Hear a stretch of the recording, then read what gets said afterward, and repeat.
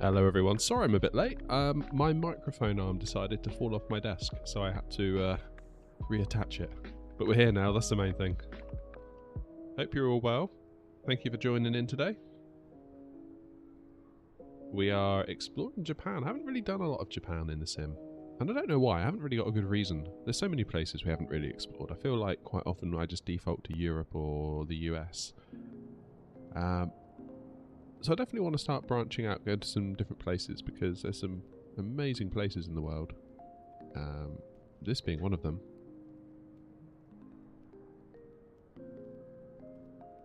This is actually quite a cool airport. Because we're kind of on an island.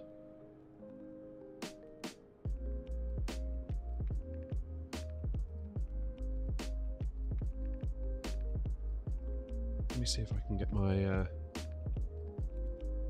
controller to connect. I can activate the drone camera.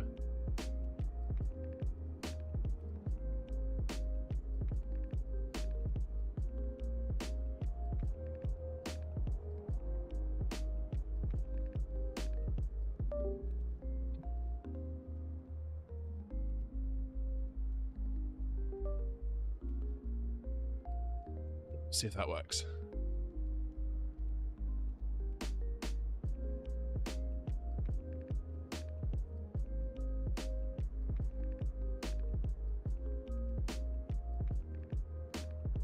That's weird, my controller doesn't want to connect. Oh, you have to take my word for it. You'll see on takeoff anyway.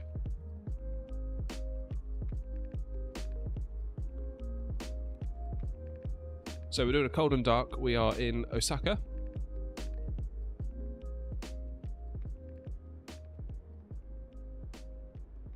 Kansai International, it's otherwise known as. So it's kind of out in the middle of the water. Giant airport. Almost like a giant square of island in the middle of the water, and it's connected to the mainland with the bridge. So a really interesting airport. And we are going to fly up to Sendai. I think I'm pronouncing that right. So it should be about an hour each way. So we should have time to do the return leg, is my point, which would be quite nice. Interesting. Kind of looking at the analytics of the streams we've been doing over the weekend.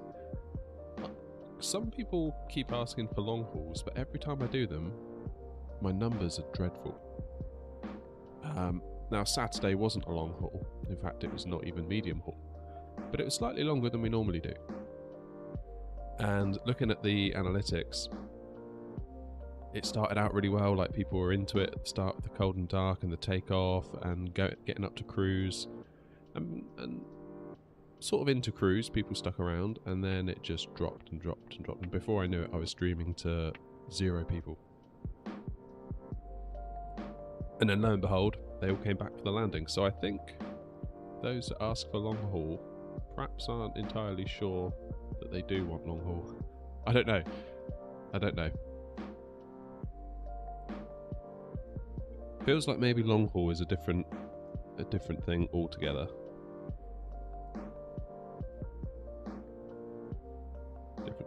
Anyway, let's jump in. Get ourselves started. I've been looking at head trackers. I think a head tracker would be quite cool.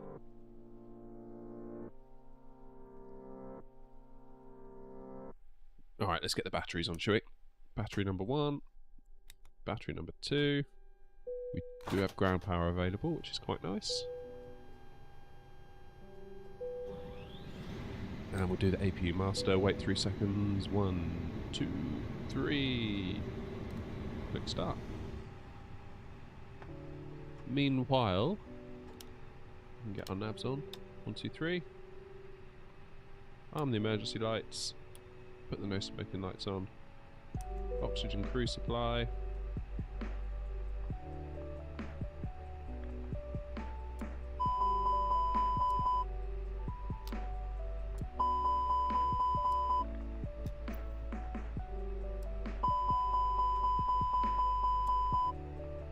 Fire testing all the engines.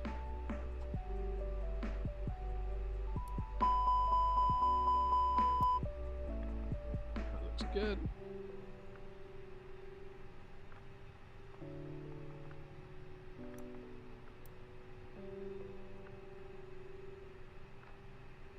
And APU is now available. So the APU is generating power for us. And we can get our APU bleed on. So that means the air from the APU, the bleed air, can now be fed into the engines to give the engines that initial bit of turn that they need to begin turning to start when we add fuel. So we no longer need external power.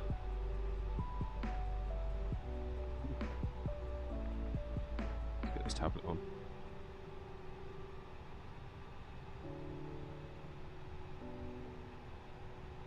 There we go, that's our plan from SimBrief. So we're not going far today. We really are not going that far. What did I do for weather? Yeah, so we're not doing live weather because we'd be fine in the dark otherwise, and I figured it'd be nice to fly over a bit of daylight. So we only need 5,000 kilos to get up to Sendai.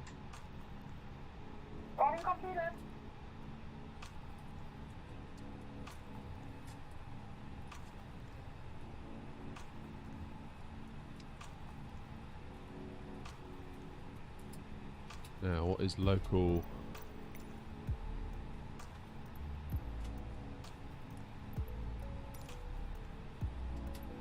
Let's just tune the ATIS a minute. Winds 2, 7, 8 and 5. Visibility 9. Ladies and gentlemen from the flight deck, on behalf of myself, your captain, the first officer, and cabin crew, I'd like to take this time to welcome you aboard our flight. We're just wrapping up some paperwork up front here and waiting to see final numbers from the ground crew, then we'll be on our way. Flight attendants will be coming to the cabin shortly with a very important safety briefing. We do ask that you give them your full, undivided attention as they review the safety operations of this Airbus aircraft. We do appreciate your business having you aboard this flight. If there's anything we do to make your flight any more enjoyable, please don't hesitate to ask. Welcome aboard. 299 at 2. Fine.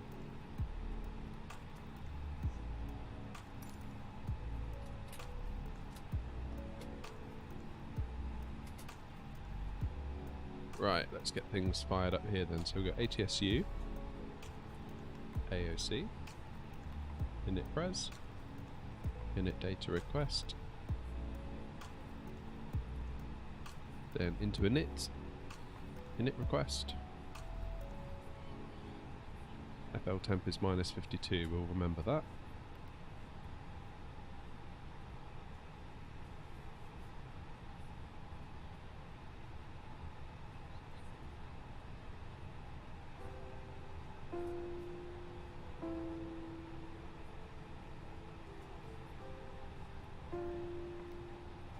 And our zero fuel weight center of gravity, block fuel, it's looking good. And flaps 1 today. There's minus 52 flex temp, which gives us 127, 128, and 132 for our takeoff speeds.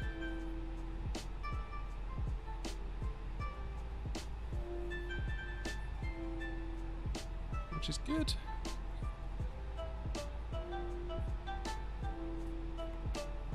Okay. So we're going to be taking off. Runway 24 right.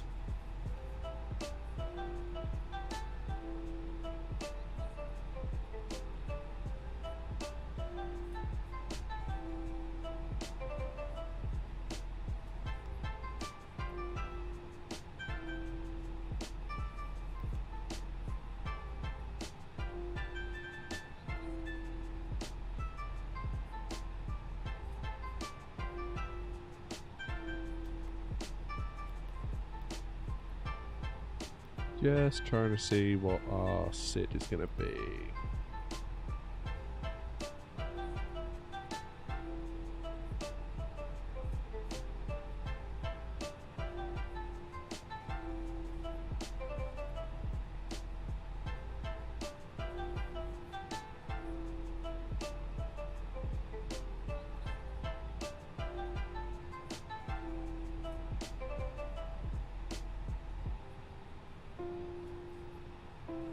it's saying Kansai 1 on SimBrief, but we just don't have that in the plane.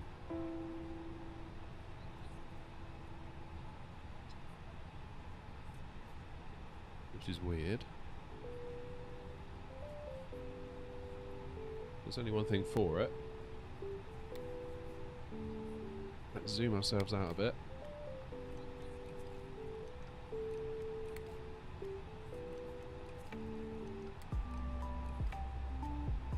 No.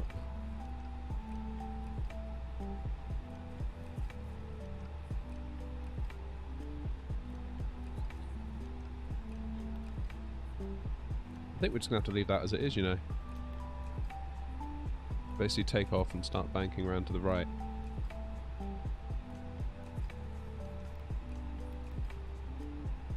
Oh,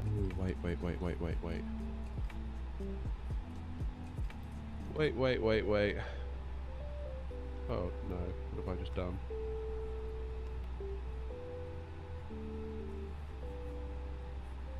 I just cleared the airport, taken off from. Ah! Hello, Nick. I've just made a terrible mistake. Hopefully we can put it back.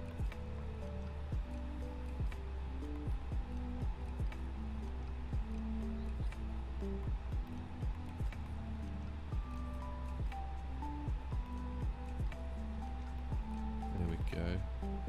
Departure. 24 right.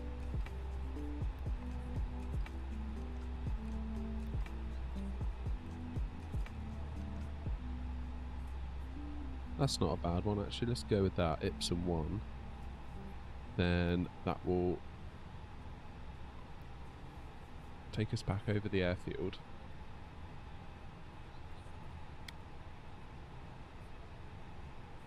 Still doesn't make a huge amount of sense, but so out, take off, loop around, and back around. That'll do fine. All fixed, I think, Nick. Hey Janice, how's it going? Okay, we're coming in on. Should we runway 9 or runway? I mean, it says runway 9, but let's do ILS 27.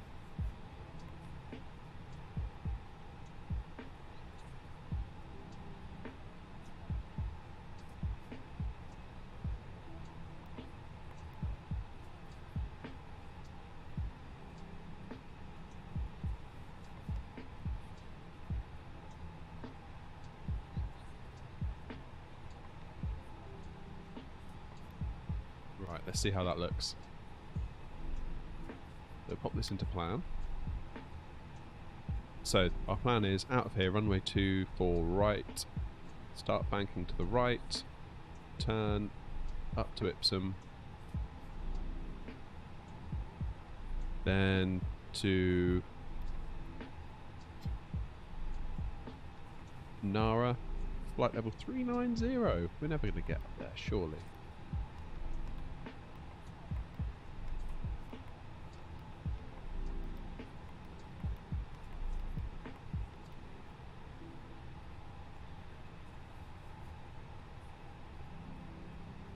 Okay, so it probably makes sense at this point to get rid of SDE, because look, we're coming in this way. We may as well go straight to SDE 08. So if we remove SDE,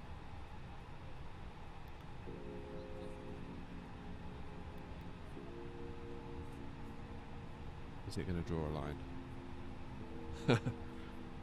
Maybe not.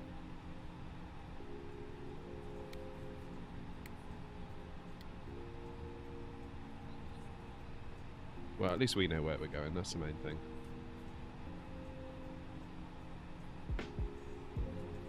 Maybe the SDE, because it's got a /08 on it, maybe that's upsetting it slightly if we get rid of that. That is not what was supposed to happen. Why is it doing that? Lane, what is wrong with you? Why are you turning there? You should be going up to here, then you turn. Alright, manual control at Snook it is. Then we will land.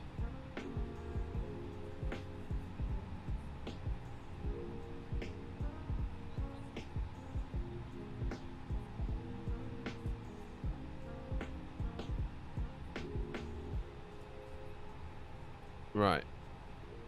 I think we've got a plan, basically. We have a flight plan. Works, that's the main thing. Okay. Fuel pumps. Let's get these on. Very good. Nav and logo. Beacon. Seatbelts on. Stroke to auto. Local pressure's set. We're going to go up to 8,000 to start with, as per our constraints.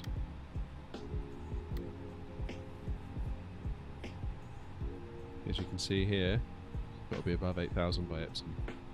Which should be doable. Okay, auto brake max in case we need it. What's that not doing? That's weird.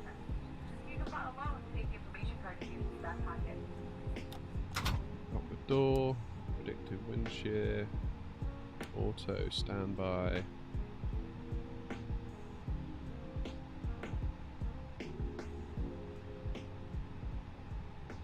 Oh, we're not fired up yet, that's what it is.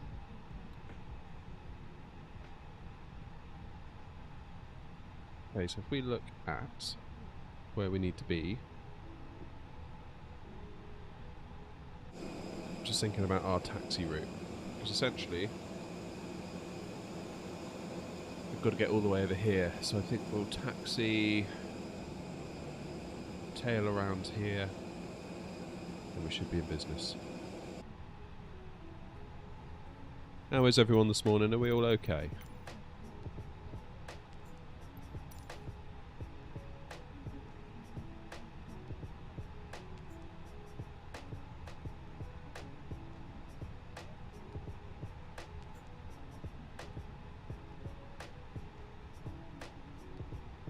Plane there. Enter. Let's request our pushback, shall we? Today do we have flyback? Hopefully, Nick, yeah. It's about an hour each way, so we should have time. We should have time.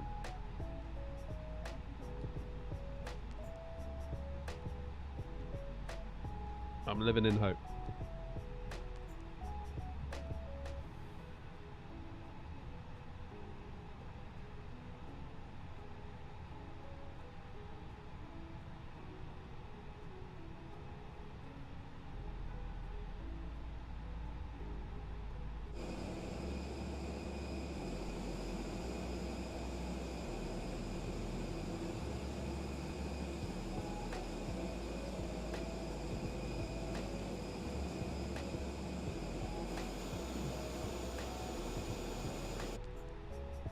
There we go, it's tug lifting us up.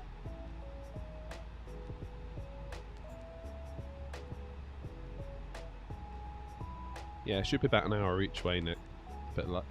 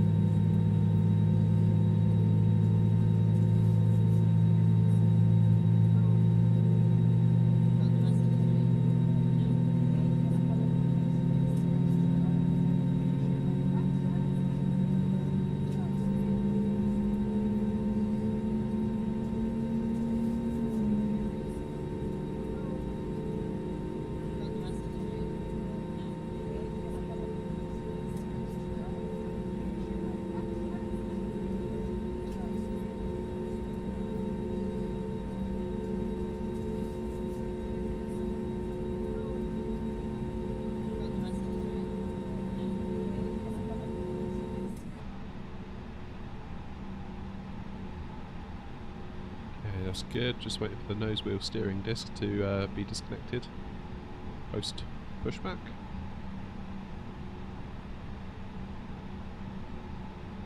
Meantime, we'll brighten up these screens. There it goes, it's gone now, that's good.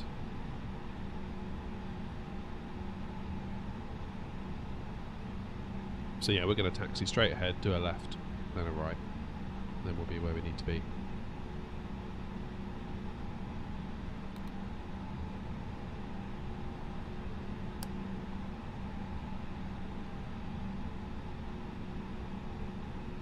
Good. Dare I say it, I think the engine switches back to normal. I think we're good to start taxiing.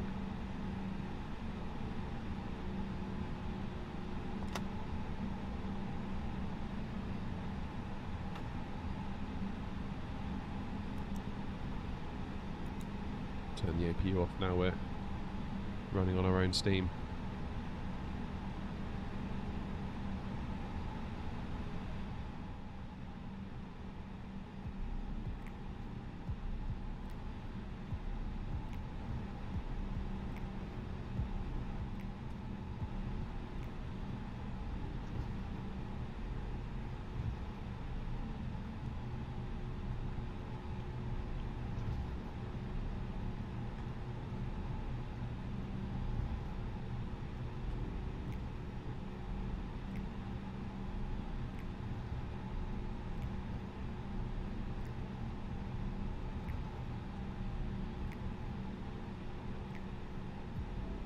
Right, let's go down this way.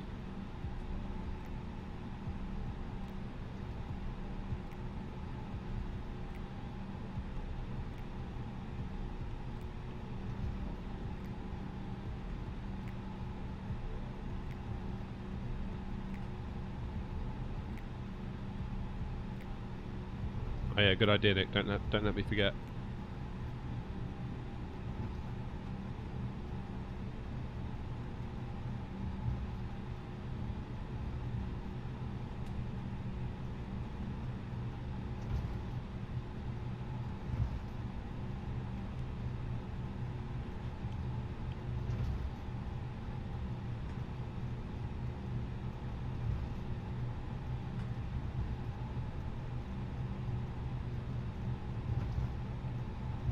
Well remembered indeed.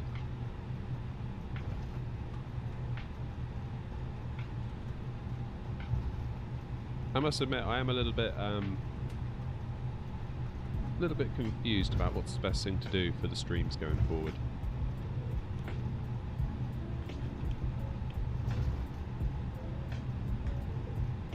Especially after Saturday. I mean, Saturday was a longer flight than we normally do, but it was by no means long haul. But say in the middle of the flight, everyone just left, and I'm not blaming people for doing that. I mean, I was surprised people were asking for long haul, considering there's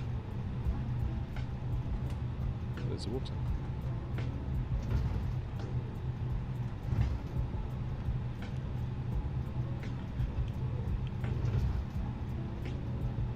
Yeah, I'm not entirely sure people actually want long haul when they say they want long haul. Not if my figures are anything to go by. A vocal minority, maybe? It's always possible.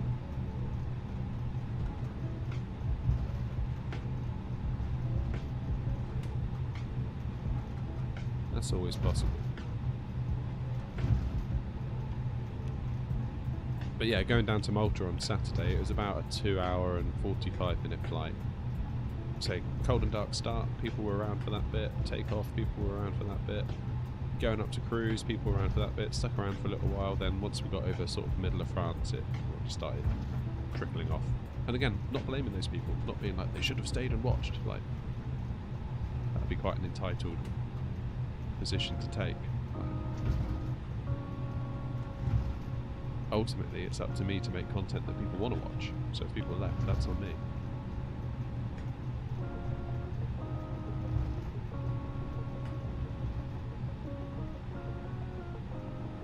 Europe! Nice to see you again. How are you? You on a different account?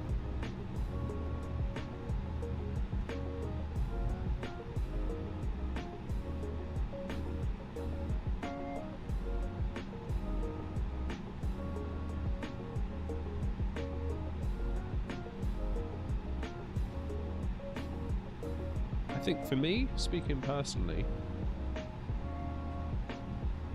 I've gone the wrong way. Go around here.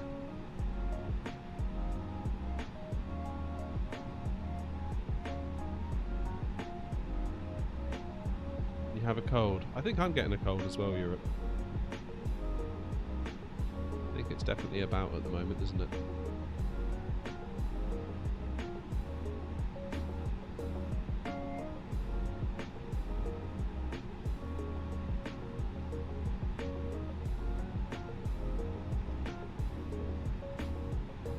Are you going to Spain? Nice, I'm going to Spain in about 3 or 4 weeks.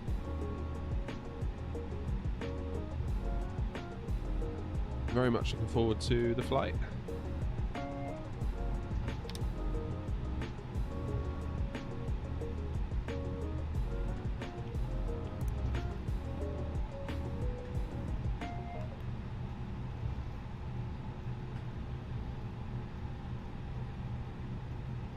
I should probably do the flight actually that we're going to be doing on here before we go. That'd be quite cool.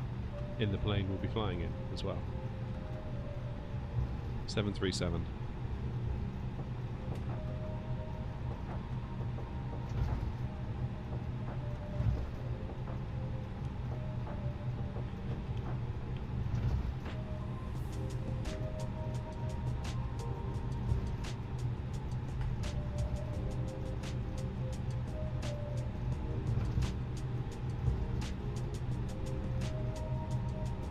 Oh, the Canary Islands. Fancy.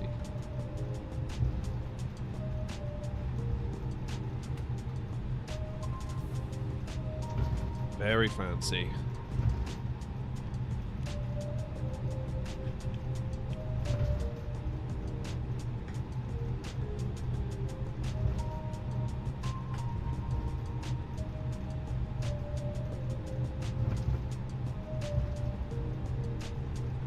You know what plane you're going on yet, Europe, or was it too early to tell?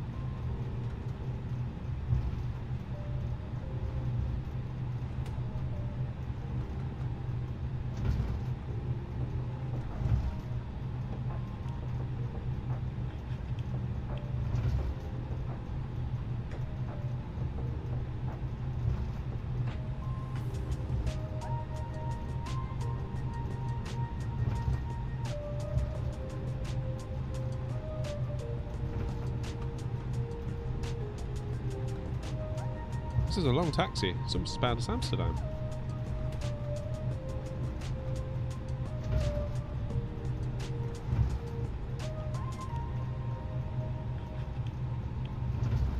Nice. 737.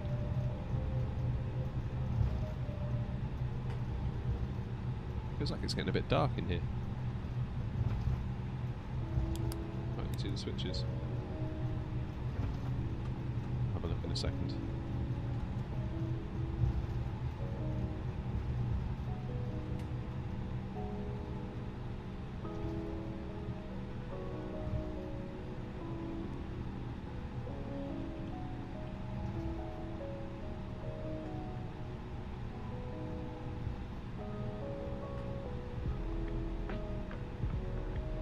Alright, I'm going to hold short here just for a sec.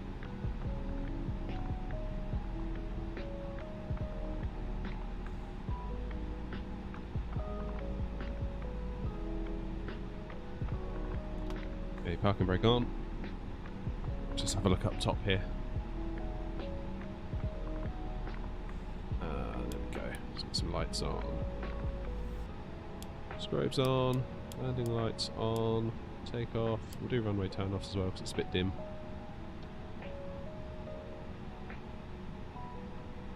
Takeoff config's normal, everything's good. Except for decas. Flight attendants, please prepare for takeoff. Okay, let's go and line up.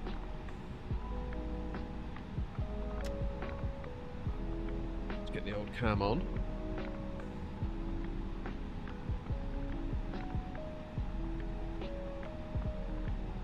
That would be cool, wouldn't it? That would be cool. Never been on an A380. I guess now it's almost, we're in a similar position as we were with the 747s a few years ago. It's like now they've stopped making them. There's going to come a point where you can no longer go on them.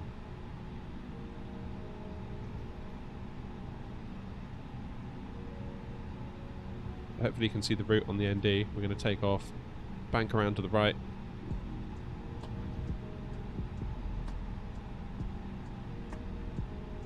And as long as we're above 8,000 feet by the time we get just past this runway again, we should be in business. Let's just get ourselves lined up a bit better. I'm not happy with that. Alright, that's pretty good. Alright, let's go up to Sendai. See what's up. Okay, I'm going to hold up the brakes.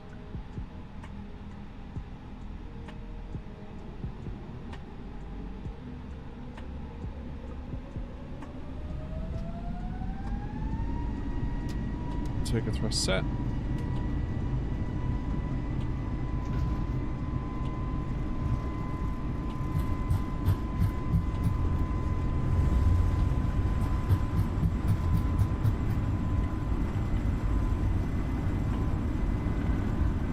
Rotate.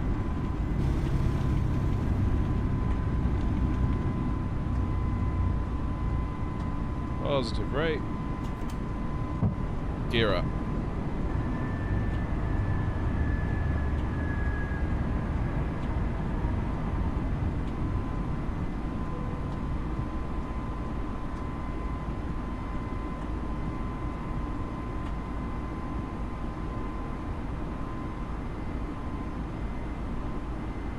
Start that turn. Levers into climb.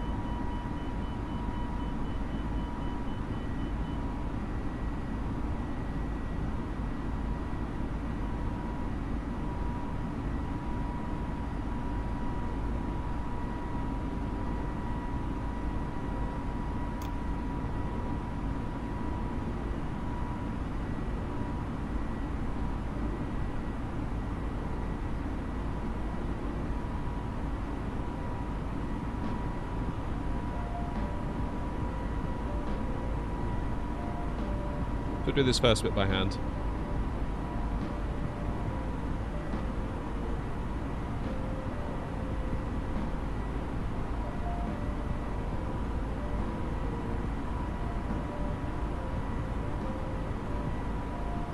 Why is the plane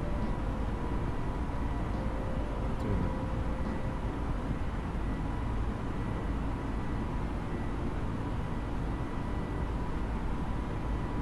Just cruising past 250 then, and I'm not sure why.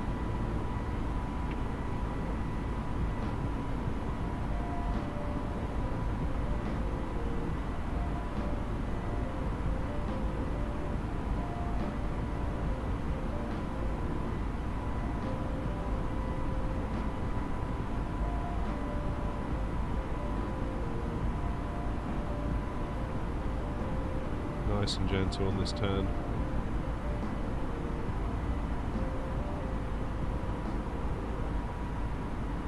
I definitely feel like I need to set up some kind of head tracking system. Alright, there's 8,000 feet.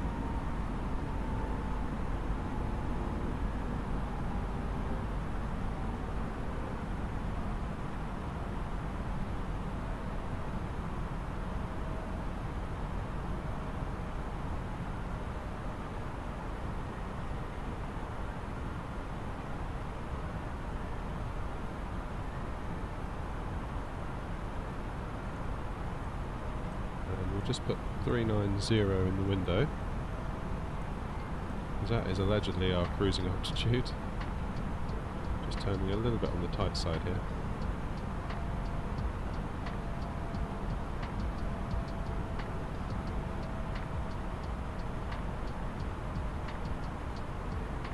I wonder if we'll get a view of the airport. It's quite an incredible airport, this. It's just like an island.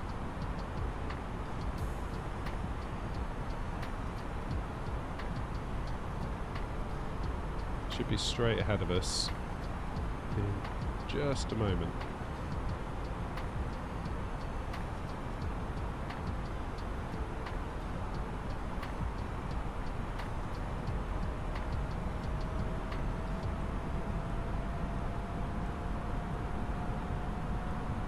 don't think we're going to get to see it, are we?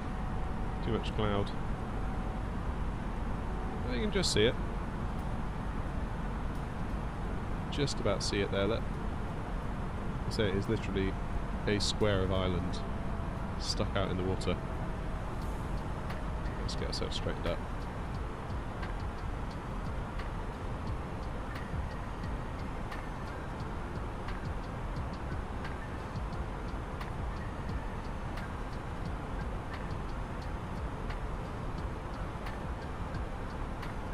Yeah, there it is. Look at that. How cool is that for an airport? I think I'm going to find it tricky when we come back. It'll be like another San Francisco job, I think, where it's like water, water, water, water, water, water, land. I always find those very difficult. And there's no reason why, because I've got my instruments. It's just visually I find it almost a little bit...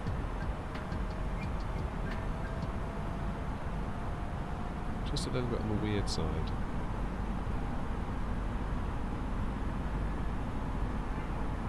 Almost like you get mesmerised by it. And you start to lose sight of what's actually going on.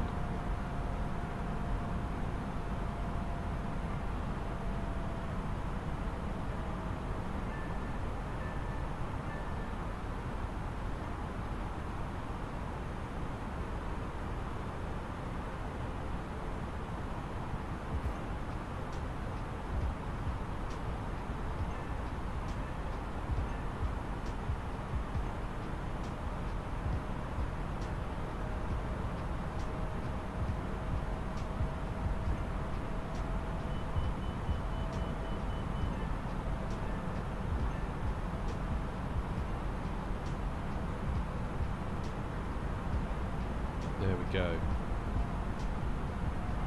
That is us on the straight and narrow now, so let's get autopilot or the altitude into managed.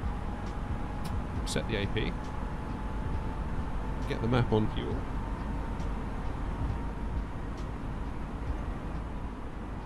And turn it down just a touch. Feed into managed. Coming up on 10,000 now, so we'll have transition. What?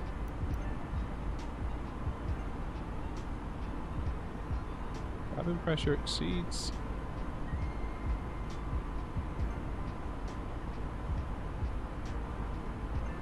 What's going on here?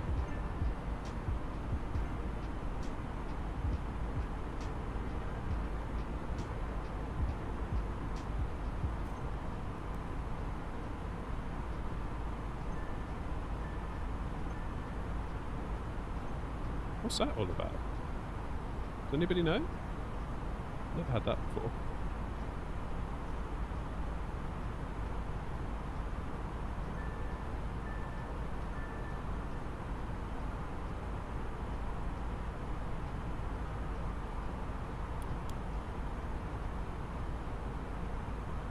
That's a new one.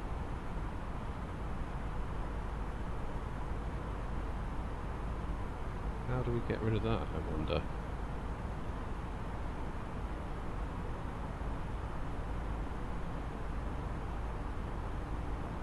Cabin pressure exceeds cabin altitude.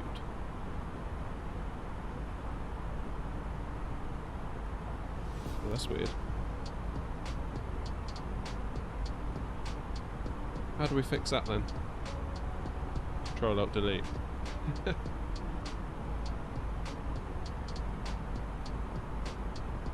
Seem to be affecting the operation of the aircraft.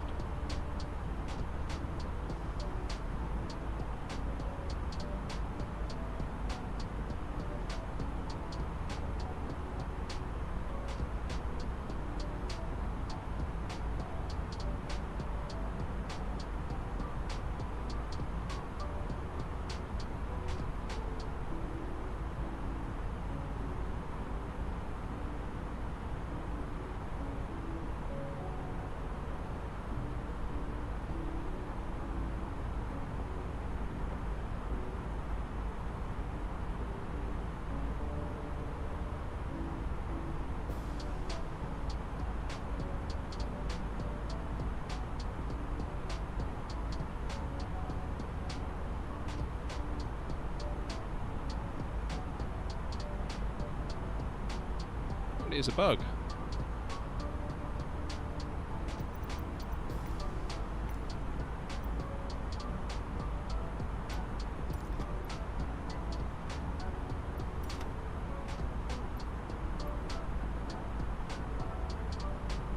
Apparently it's a bug, possibly related to that pushback tool.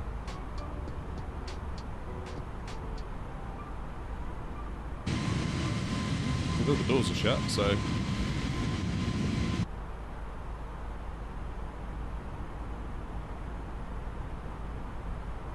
That gives us something to do at least on the way up.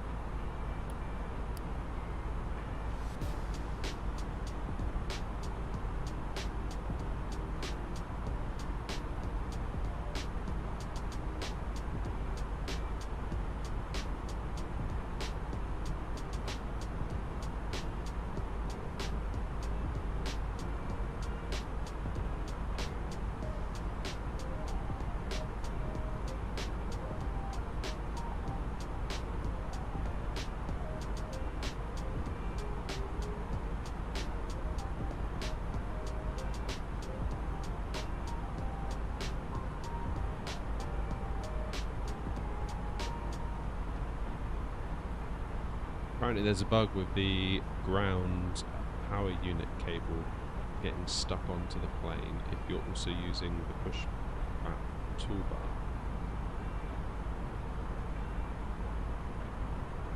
Oh well. The plane seems to be flying, so we'll just stay as we are, I think. That's weird, that though.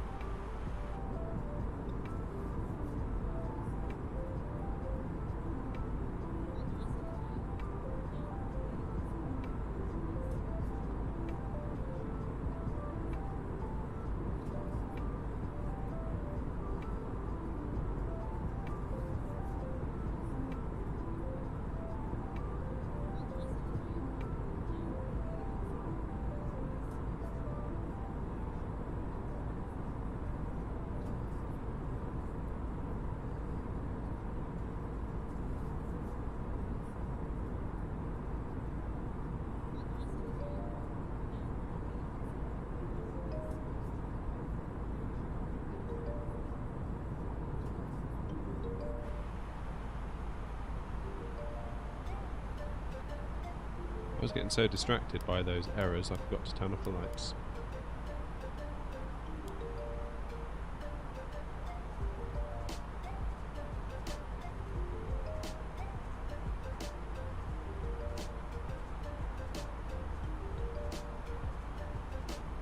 We've got far to go. 319 miles. What's the plan on the way down? Is there a plan? 3,000, no, 9. Above 9.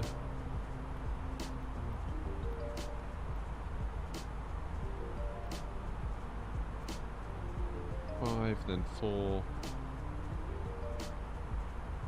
Good.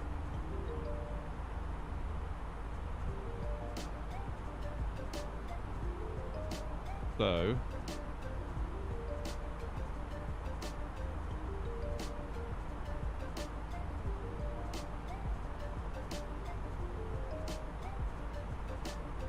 let's go to 39,000, 9,000, 2,000 feet a minute. We need 113 miles. It looks like we're on pace to get to cruise in the next 4 to 5 minutes. Actually, maybe not. Maybe more like 10 minutes.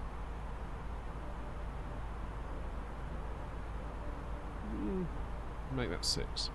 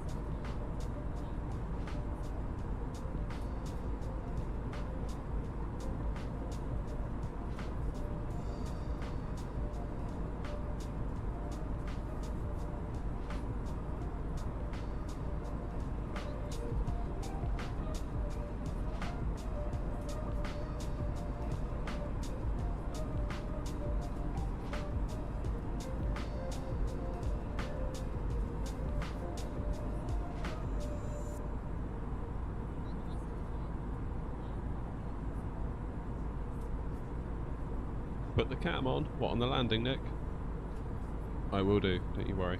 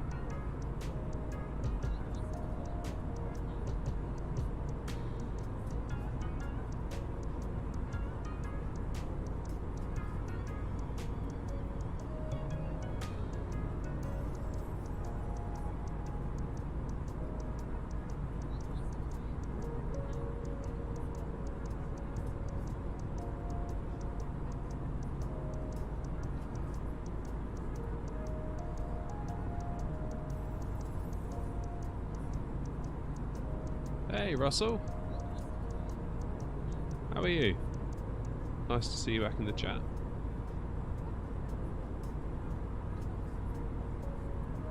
Get the A380. I don't know when the A380 is coming out, Nick. That's the problem. They're being very hush hush about it, and rightly so. I can understand why. I mean, it's they're open source developers, so they're working on their own time for free. And while I get that there's a load of demand from the community, at the end of the day, if they're working for free, you kind of have no right to rush them.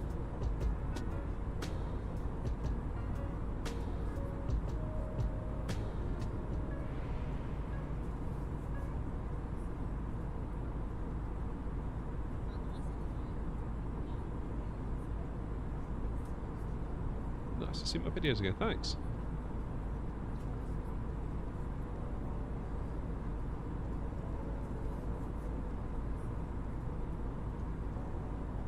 I feel like I maybe need to change things up a bit on the channel. I do keep wondering about that. I wonder whether just like constantly streaming is the best way forward. Because that's essentially all I do at the moment. Stream, and then try and make some videos out of the flight data that I also record while I stream. I wonder whether just constantly going at it with the streaming is the smartest play.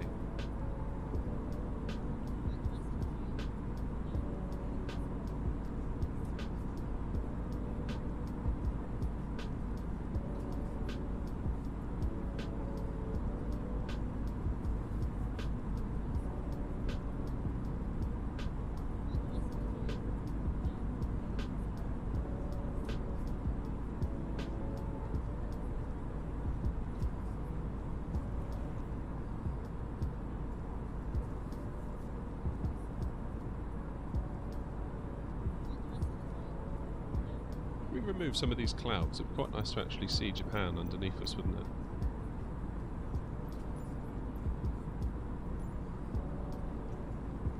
A few clouds. Oh, that's way better. Look at that.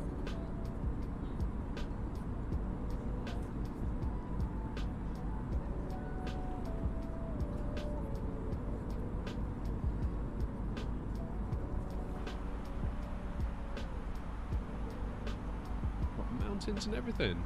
I'm glad I got rid of the clouds. That's pretty cool.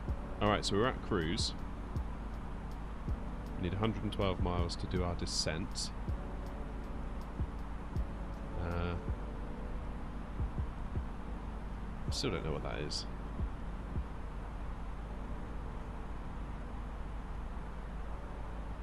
Doesn't seem to be affecting anything.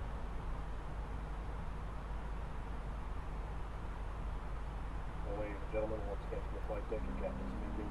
We've just reached our cruising altitude for the flight. As you begin to settle in, I do want to remind you to please keep your feet elbows clear from the aisle as the flight attendants will be coming through the cabin with galley carts shortly.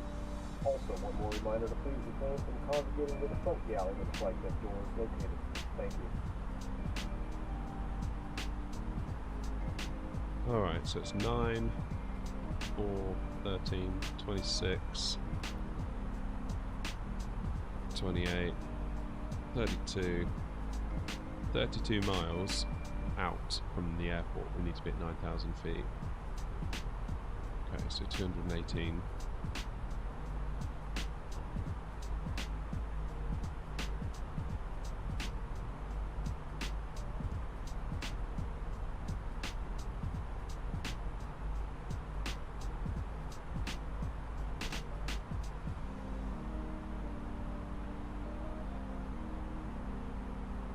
If we add 32 to that,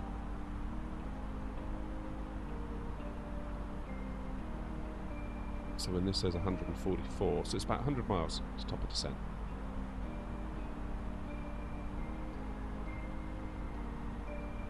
Let's do this.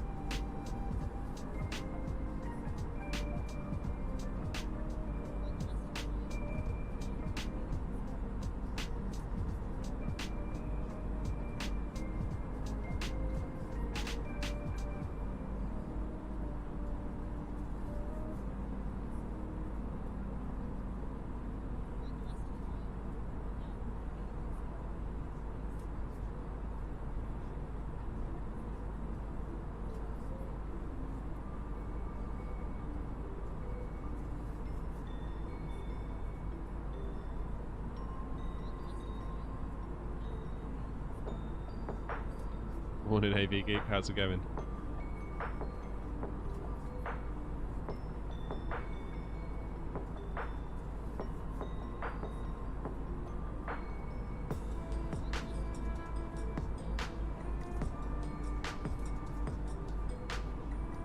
What was it we said we'd do on Wednesday? Sydney, Melbourne.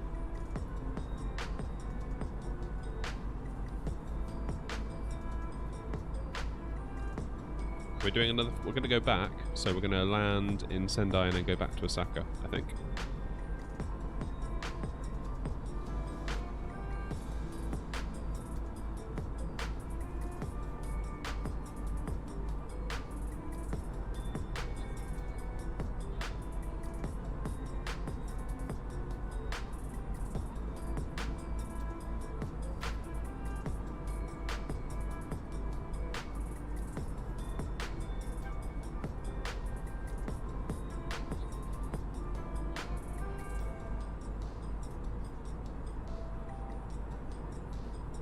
We're about half an hour out.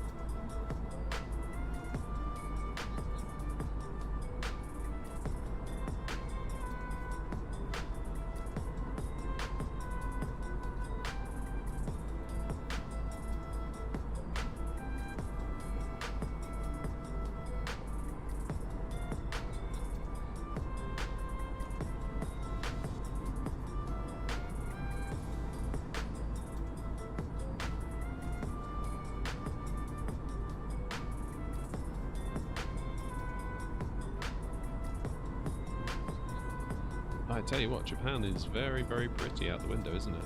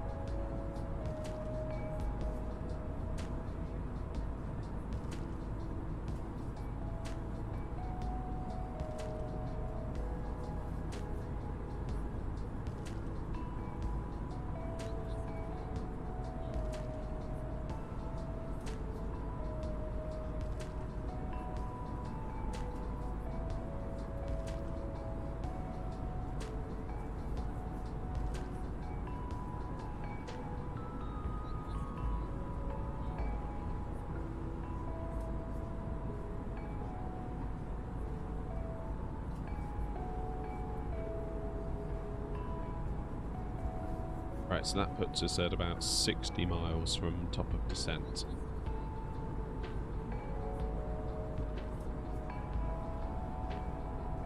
Still not sure what caused that cabin pressure issue. I've never had that before.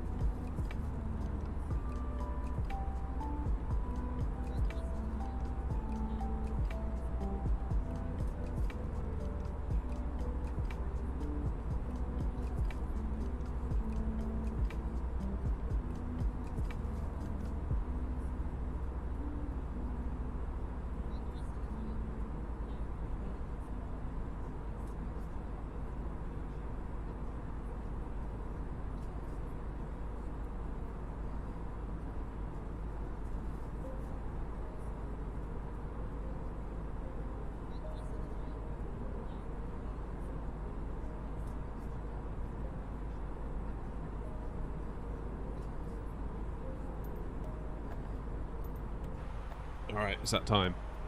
We need to enter our destination data now. Because I've fiddled the live weather, so we can have some daylight, because obviously it's night time in Japan at the moment. So QNH, oops, enter destination data, there we go.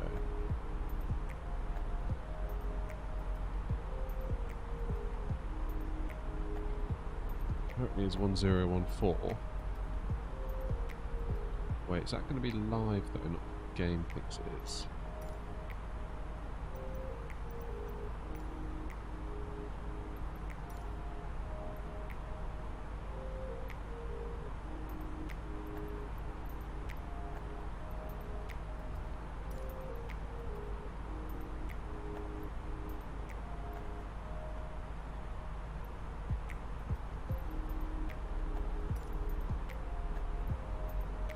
I bet it's going to be 29902.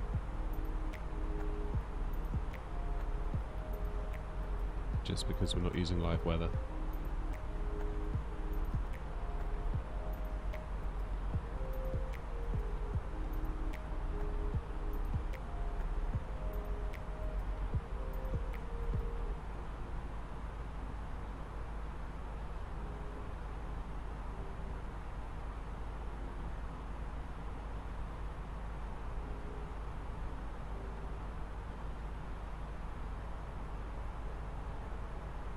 Why has it done that cabin pressure? I still don't know why it's done that.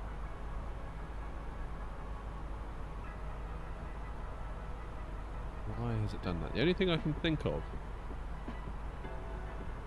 is on the ground.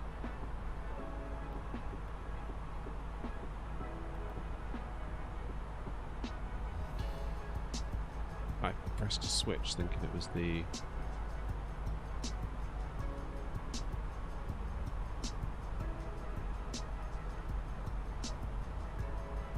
(787) Auckland, Sydney. I could maybe do that as a separate video. I'm thinking of doing some more like full flight videos, not in real time, but kind of like a condensed 20-minute sort of thing. That could be a good route for that.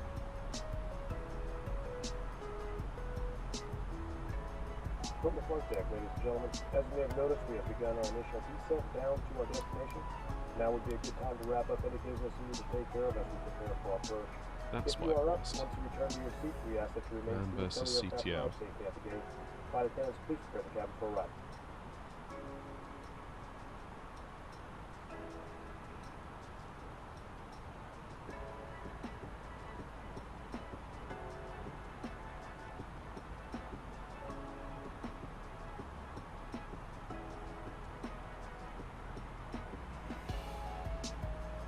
Yeah, I'm fairly sure that's what it was.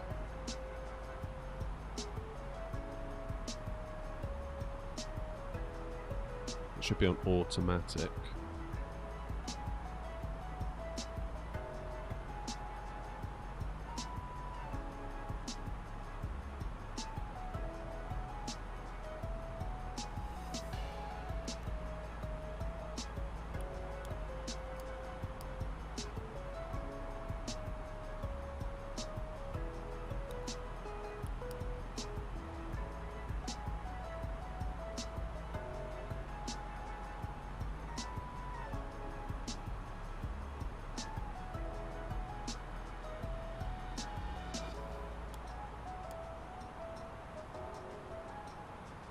Still no different, is it?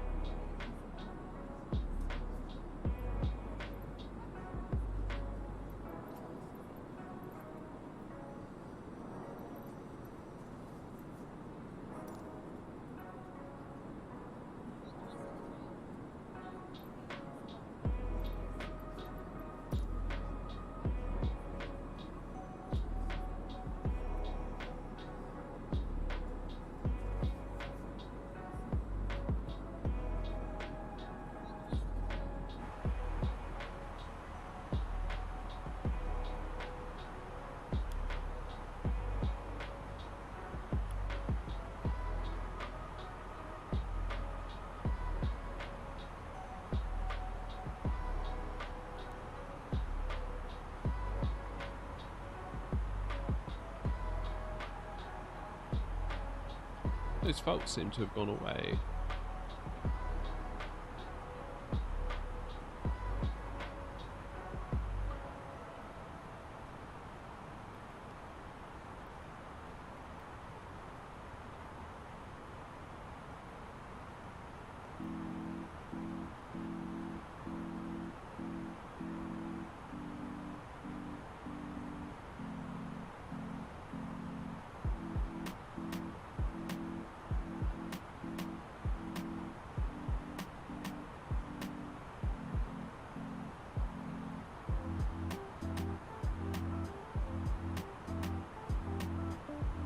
What are we at now? We're doing quite well, look, 26,000 already.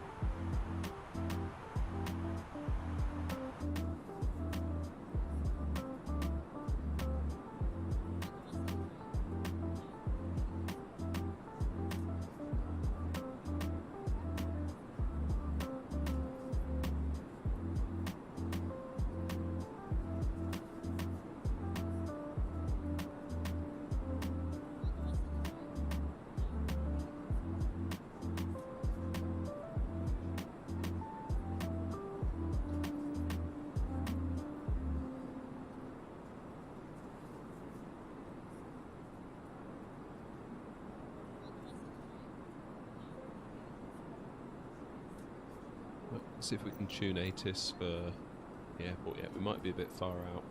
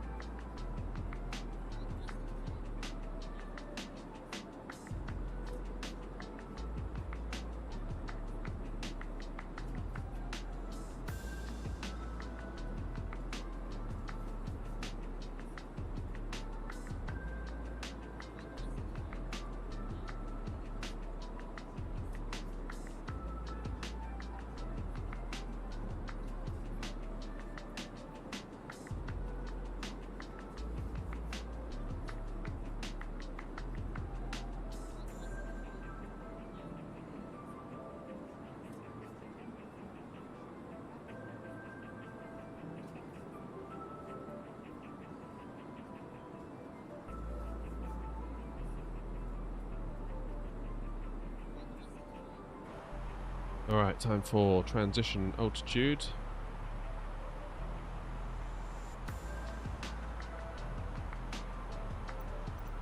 Now, are we close enough yet to tune it? Sendai, there we go. ATIS.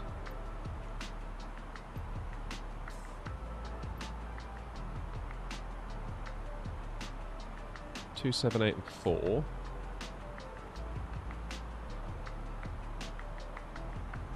Two, 7, 8/4.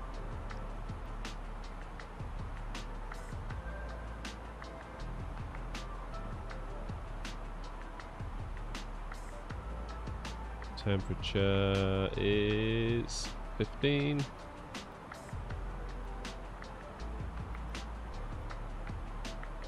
Altimeter 29902. Good. Good. Good.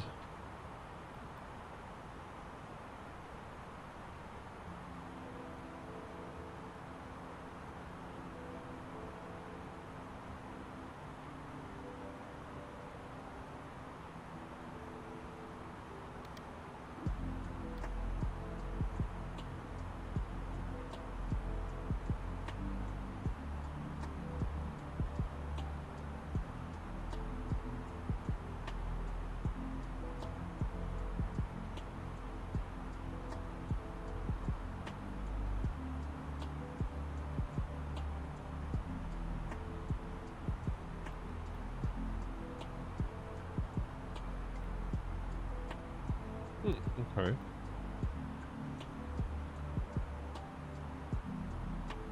I seem to have prematurely descended. How did I mess that up?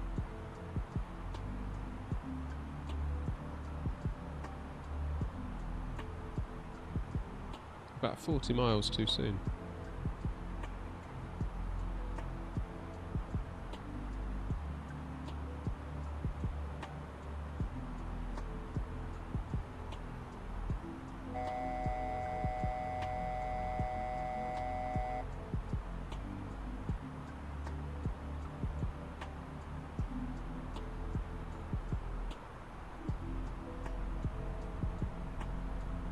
Slightly concerned about getting over these mountains now.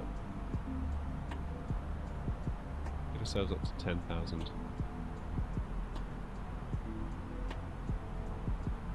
We are indeed going back. That's right. Yeah, we should have time today.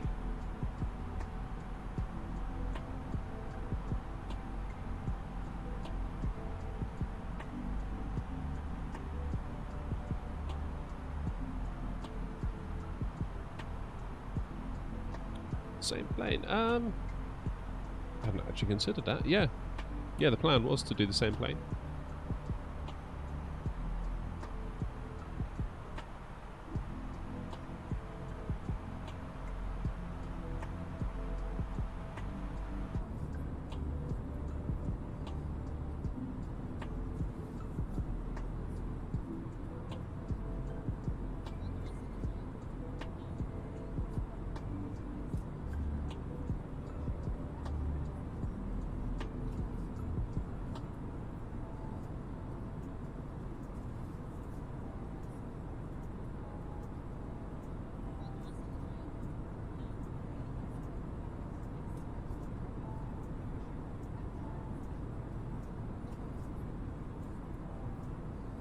Yeah, we'll have to, because we'll need to kind of reset the plane really, because by the time we get to the gate we need to put in the new flight plan and all that stuff, so yeah. We won't have a choice.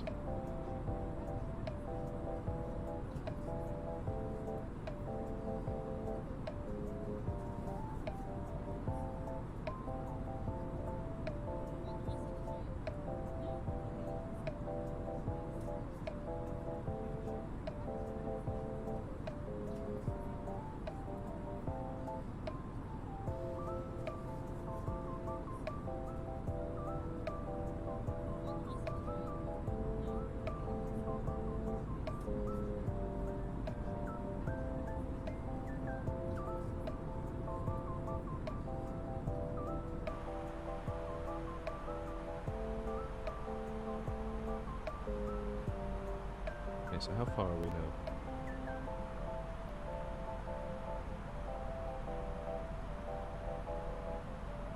27 miles.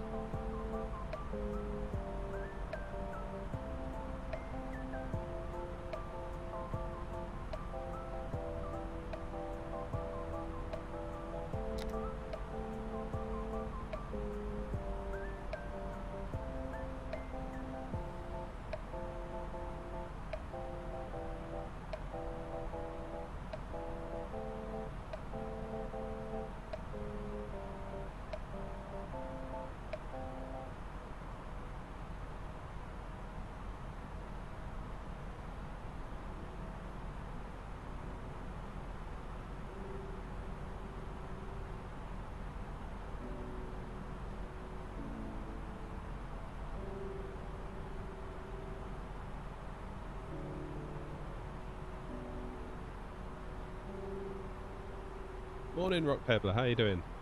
Glad the video helped. I really am. Yeah, you said you had a 3060. Is that right? In which case, DLSS is right up your alley. That's going to really help.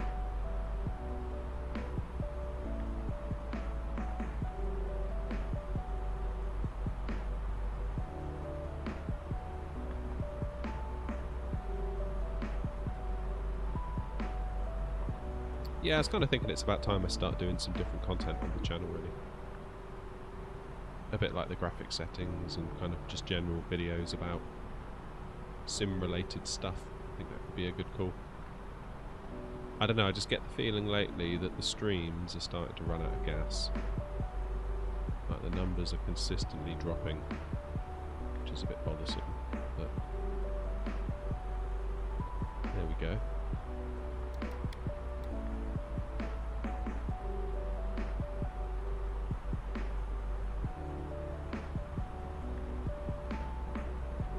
Okay, so we go 9, then 5, then 4, and then we go on to final.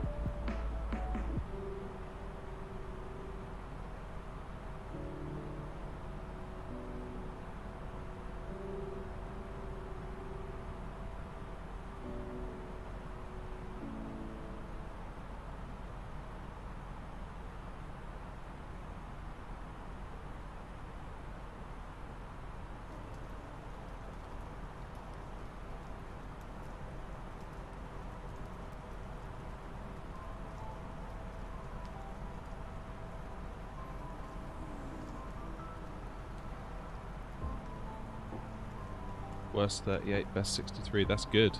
That is good. That's much better than what I can do. I think that's probably your i7 paying dividends there. Because my 5600X, I'm pretty quick to get CPU limited on it. I feel like I could chuck in a 4090 and I probably wouldn't get that many more frames. Unless I use the new DLSS that inserts frames for you to get around that issue. But then they're fake frames, so it's like...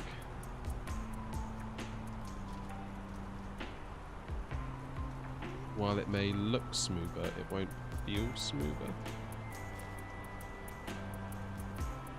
It's weird.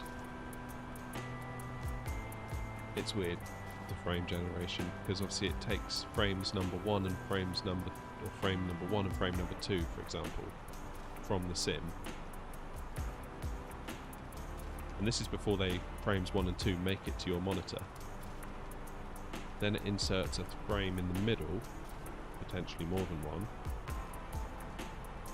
to give you 3 frames, and then it sends those 3 frames to your monitor. So you're actually delayed. You're going to get input latency. But it will look lovely and smooth, it's just whether it feels smooth. Does it feel responsive? The argument, a lot of like first-person shooters, they're a bit like, well, that seems like a silly idea because we need input, we need real-time input in order to be competitive. That's with the Phoenix, okay, and the Phoenix is quite demanding, isn't it? So I'd say that bodes quite well for you in other aircraft.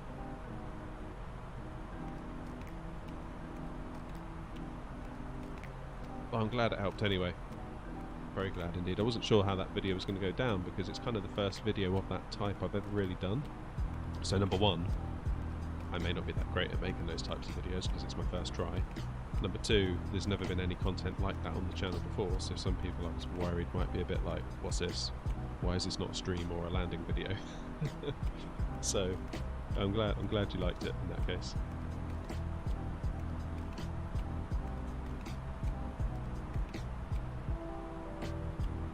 What I did notice was CA big clarity was at night.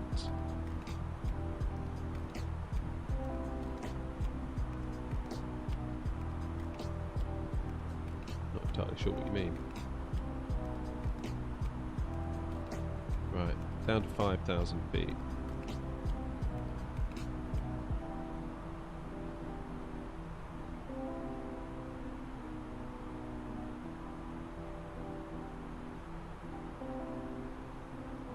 Why are we rocking around like this? Are we near some hills? Not much. Oh, those ones over there maybe.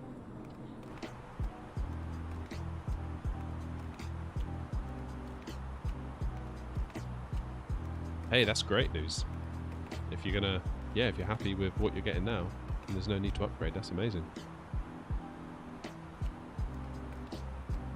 Yeah, some people don't like DLSS. Some people say that if we look at the numbers here, like the 20, 40, 60, 80, they say with DLSS they get a little bit blurrier. Now personally, how they are there doesn't bother me in the slightest. But some people say it's not as good. If you set your glass display refresh rate, glass cockpit thing, what am I trying to say? In the settings there's a glass cockpit refresh rate. If you set that to high, that can help if that is bothering you. Oh, morning Nate. How are you?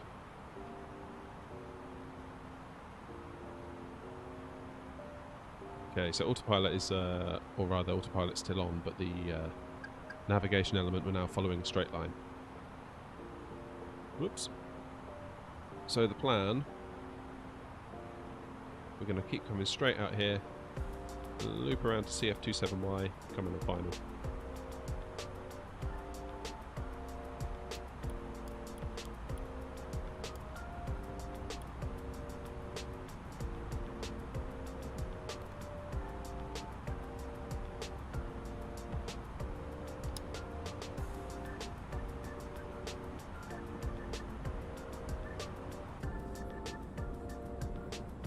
Yeah, very well, thank you, Nate. Very well indeed.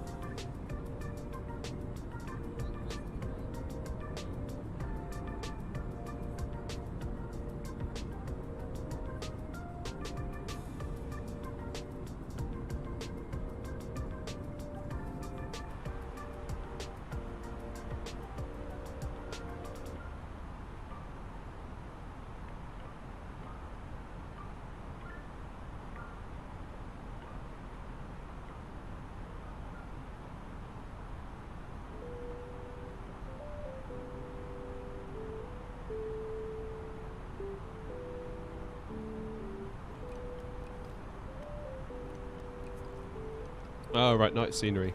Gotcha. Sorry. Being a bit slow there, my bad.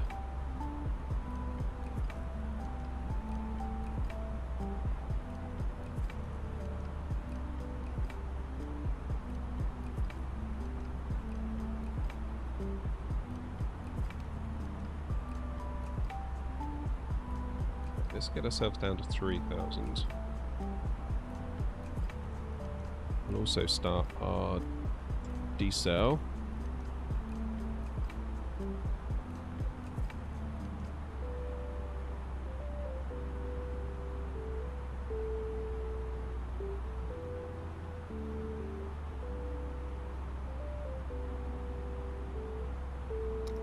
Probably going to need some speed brakes here as well, aren't we?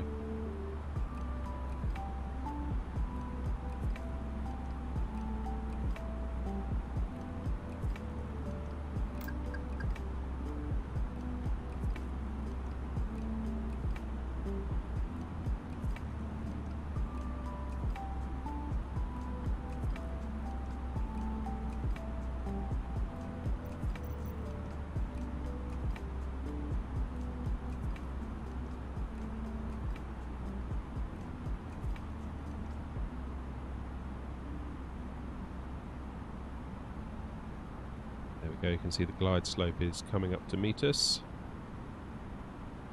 Slowly but surely. We're struggling to drop speed.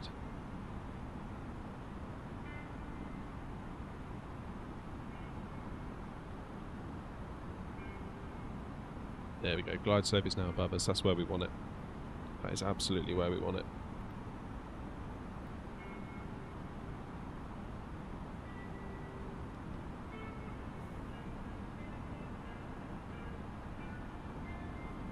Now we can begin our turn onto final.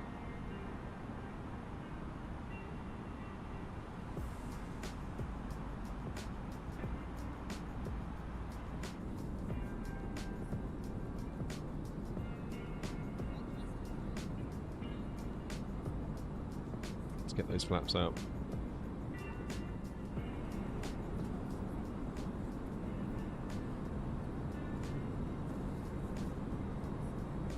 Speed brake should auto deploy. There they go. Those flaps reach full.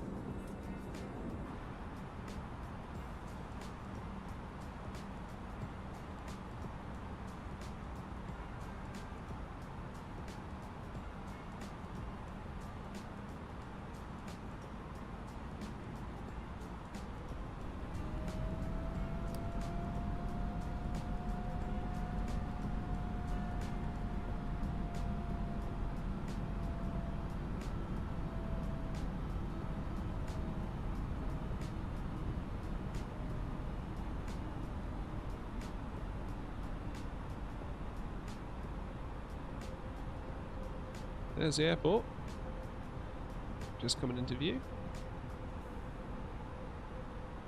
Alright, let's do a quick check. We've got our lights on, flaps full, auto brake medium. Got approach speed looking good.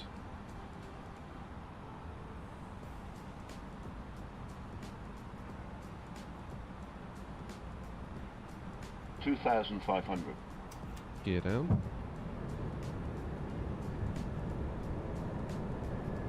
Flight attendants, please prepare for landing.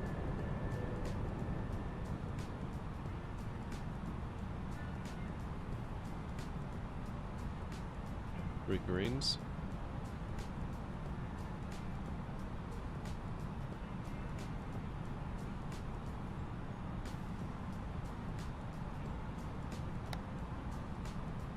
On the speed brakes.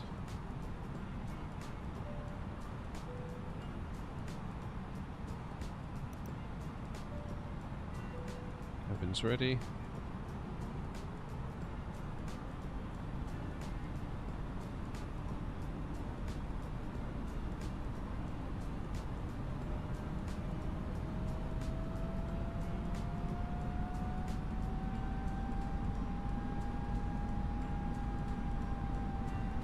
So we're just going to come around a little bit further to the right, so we're sort of coming in on a bit of an angle here.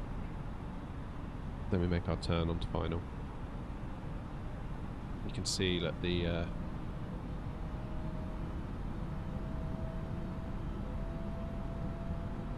this one's coming in to meet us in the middle. Further right we go, which is good. and we're maintaining an altitude, so this will eventually, the glide slope will eventually come down to meet us as we intercept it.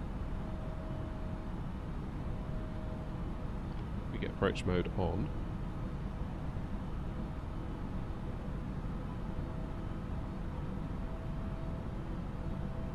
There's our runway.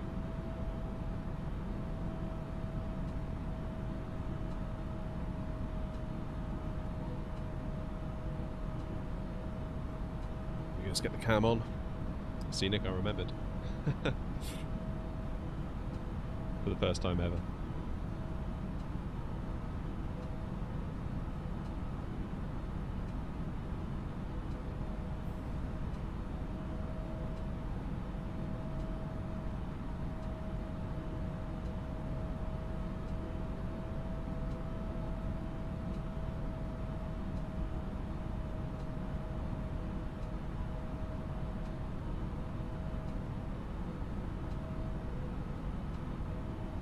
Just about to intercept the glide slope. You can see it coming down.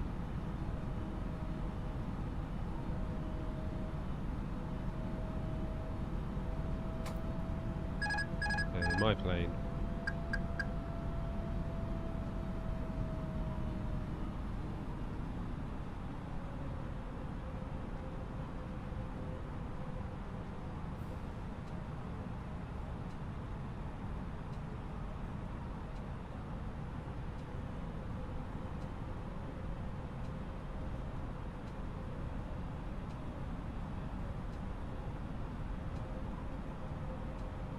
Need to be slightly over to the right. Not by much.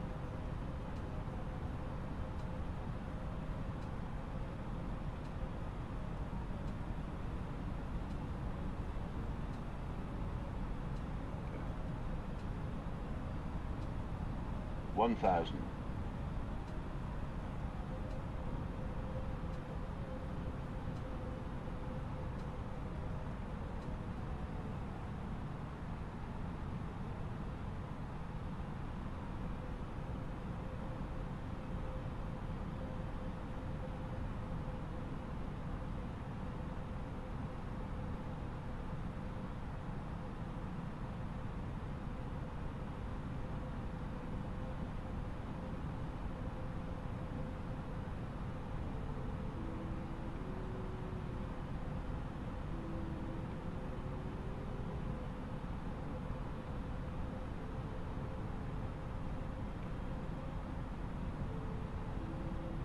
500.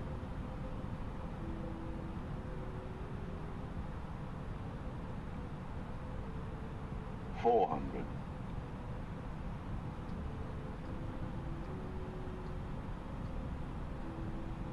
300.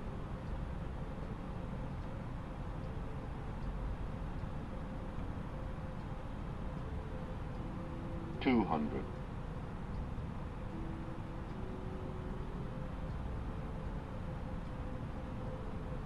100. 50, 40, 30, 20, 10, 5. There you go. There we go. A little bit of a float there at the end, but nice and smooth. I'll take that.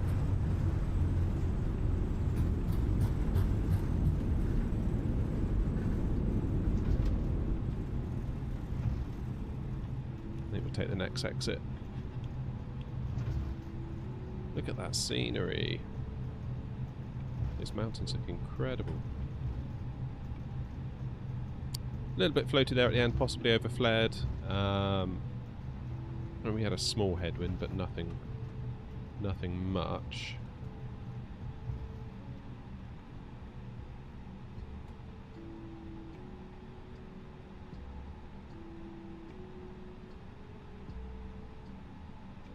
Butter indeed. Just a little bit on the late side. So when I heard the 10 and then the 5, I was like, go on then, and it didn't.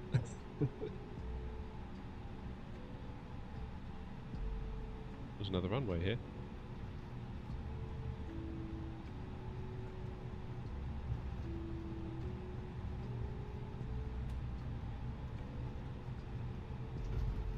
Right, can we jump off here? guessing we want to be over here on the left.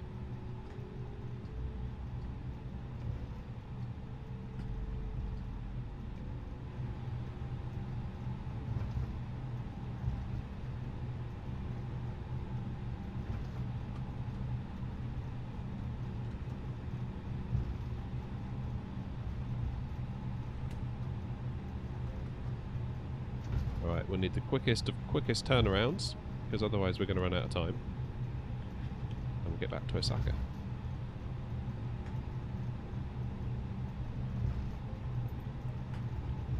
"79 feet per minute" that landing was.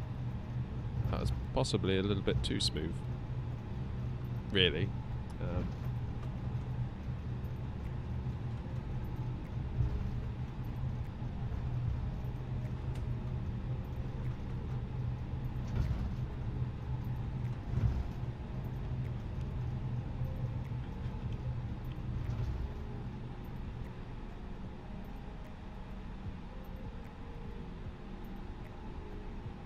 Okay, we can't go in that one.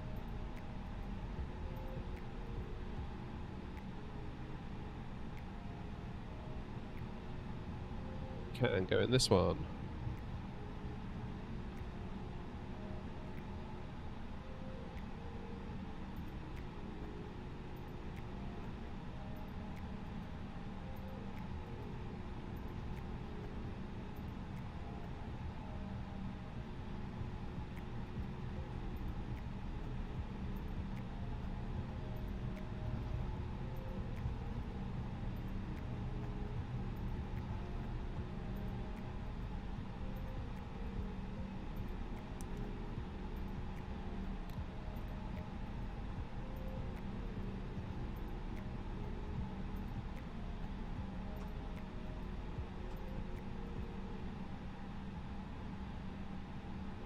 Lovely.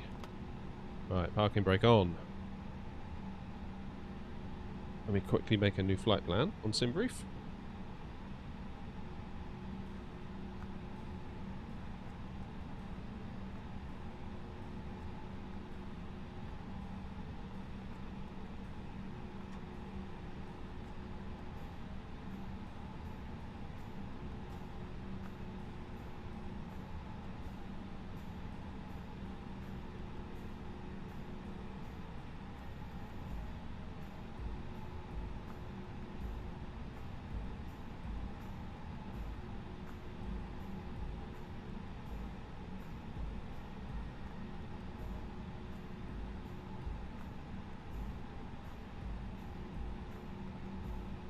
Okie dokie.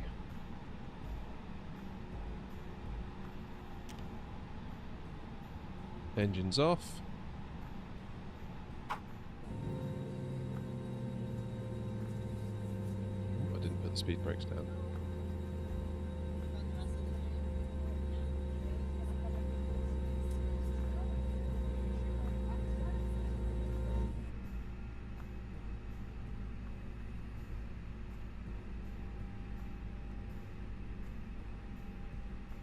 Right, let's get turned around.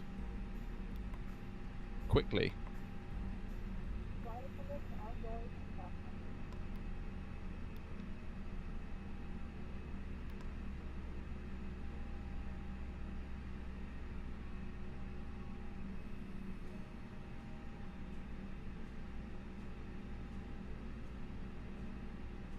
Okay, that's good. Download the fuel. Fuel in. Payload.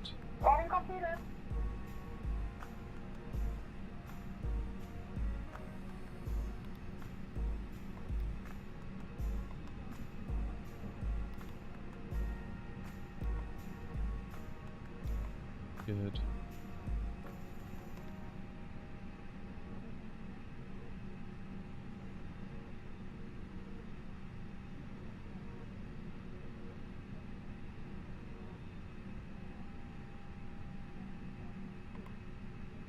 And performance, flaps 1.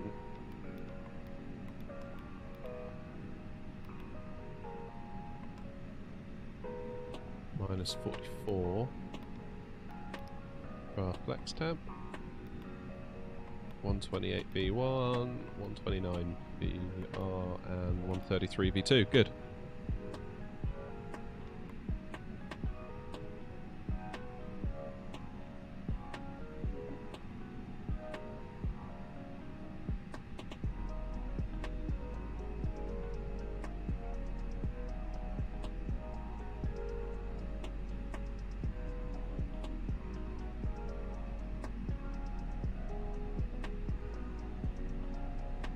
Alright, so we're taking off from runway 27.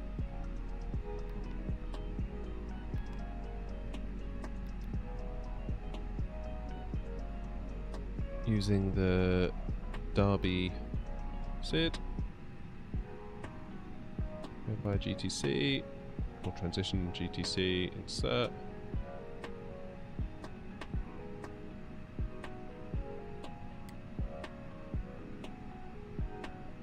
That's looking good. Bump, bump, bump, bump, bump.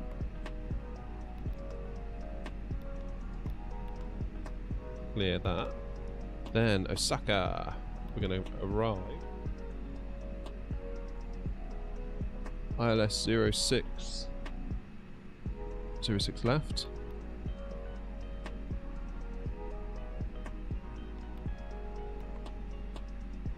And Dandy B. That's the one.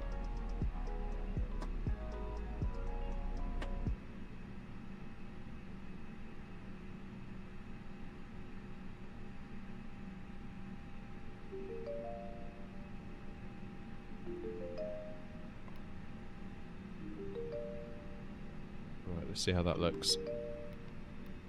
So bum bum bum bum bum bum.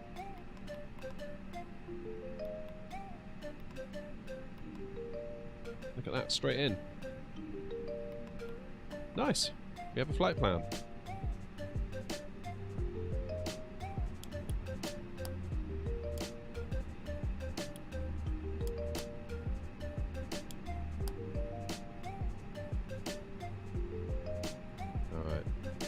Get our AP bleed on, everything else is looking good.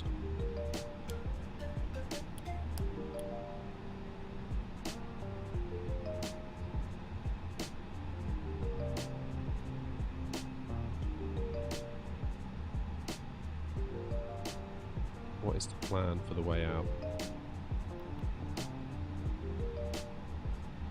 9,000. Alright. 9,000 in the window. That seems sensible.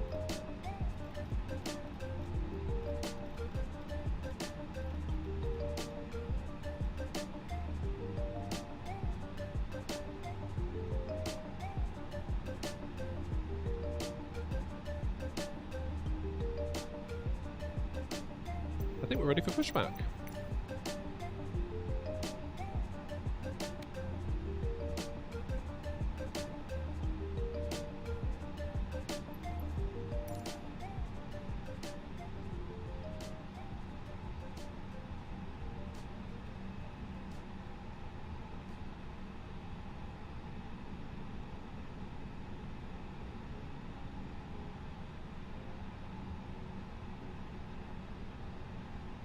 Let's request pushback.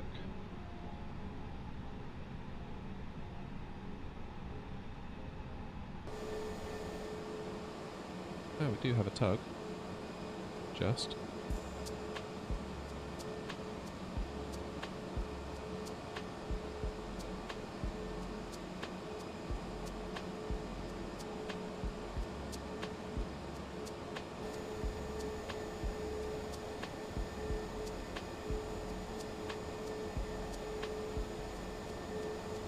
Hello, Shidqui. I hope I'm pronouncing your name right. Nice to have you in the stream.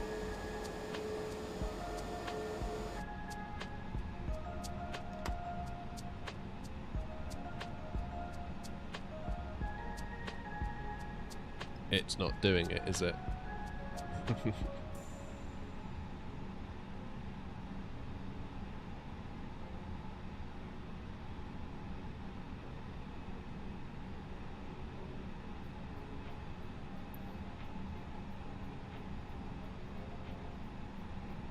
It's not gonna do it, I don't think.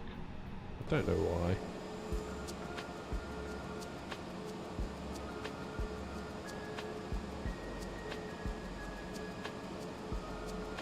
I absolutely do remember you. I do indeed. It has been a while, hasn't it? How have you been? You been okay? Right, let's just stop this pushback. I'll do it myself through the tablet. Trying to think when I first bumped into you. Was it on that long haul flight I did to Dubai in the A330? Got a funny feeling it was that. I could be wrong though. Enable pushback. Oh, so now the tug will do it.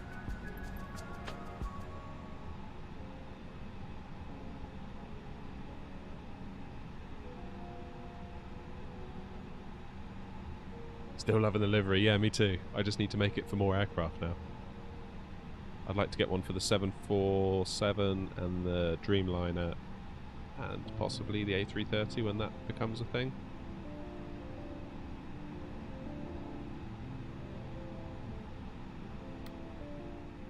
Alright, let's do engine start.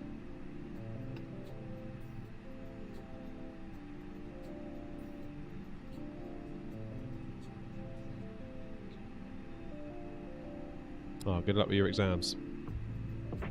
Rooting for you.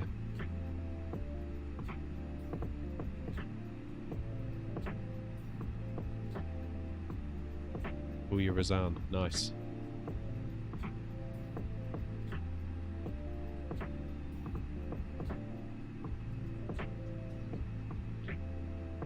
Yeah, Nate, it'd be cool to get into the 747 with the salty sim spod, especially now I've got the Boeing yoke. That would make complete sense to do that. I'm thinking I might do some more full flight videos that are more kind of like rather than do the whole thing. Like I wouldn't do like a London to LAX, for example, but I would do it as like a almost like a showcase, like maybe a 20-30 minute thing where I sort of edit it down and take the good bits, as it were. Because I realised that like an 11-hour flight, just looking out the windows, that's a big ask. I realise some people might like that, but feels like the vast majority perhaps wouldn't.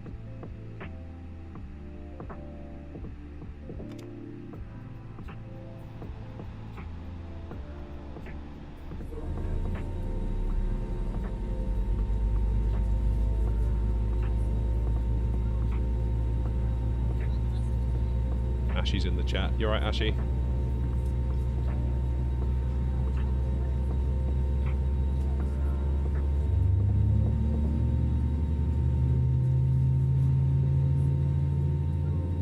Okay, engines are starting up nicely. That's good.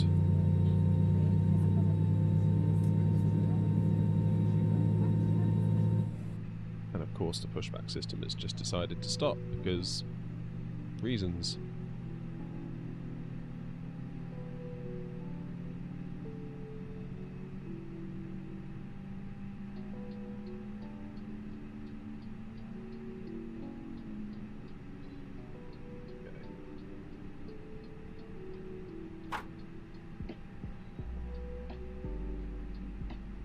No long flight today? No, we're doing kind of two shorter ones. So we've come up from Osaka to where we are now, Sendai, and now we're flying back.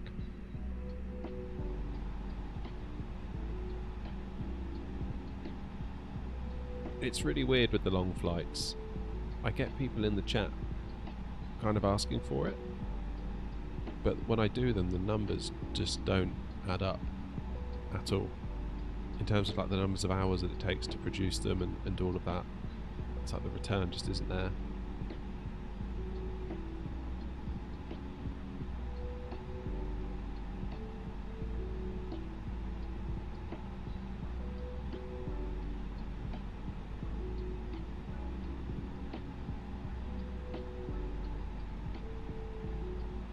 Plus, like being a bit selfish.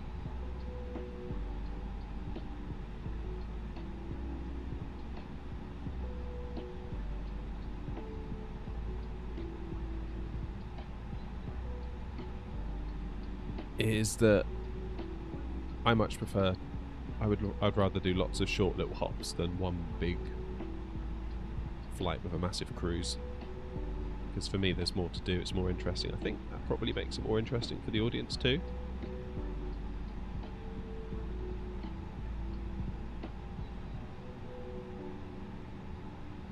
Right, let's get rid of tug. Parking brake on.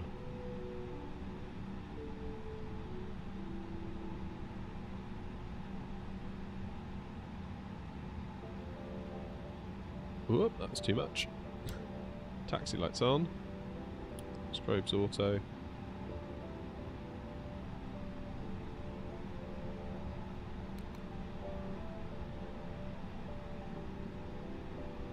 Engines back into normal.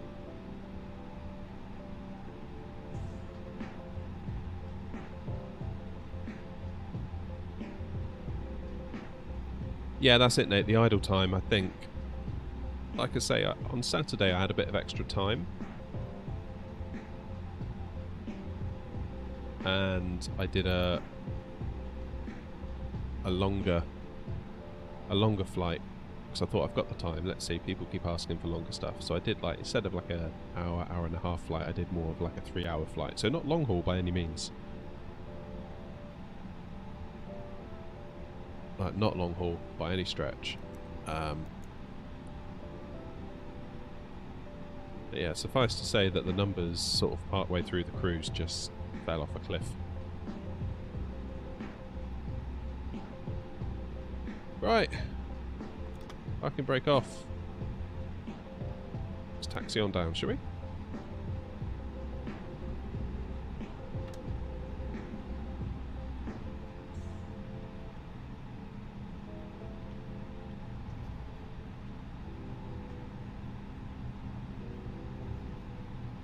We'll go down to the end here.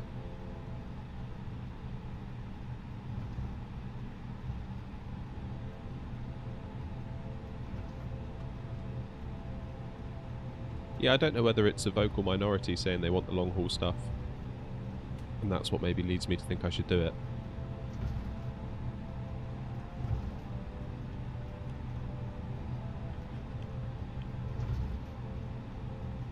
When am I going to show my face? It's really not like a personal decision, it's more of an artistic decision, I think, for this channel. I do have a separate channel that I do gaming on, like different games other than Flight Sim. And my profile pic for that channel is my face, so it's no big secret. It's just for Flight Sim, I think there is quite a bit of idle time in the cruise, and I kind of think just having me sat there having people look at me for like half an hour straight when nothing much is going on, I think that's just, artistically I find that a bit weird. So it's just like a choice to not have it on this channel.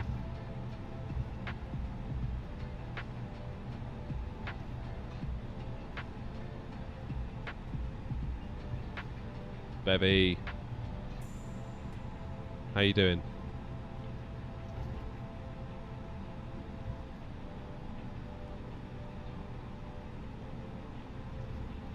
Alright, here we go. Let's just hold short here.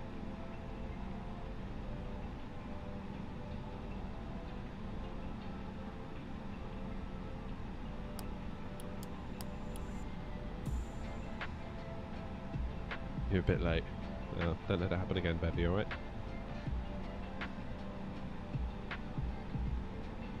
Right, takeoff config.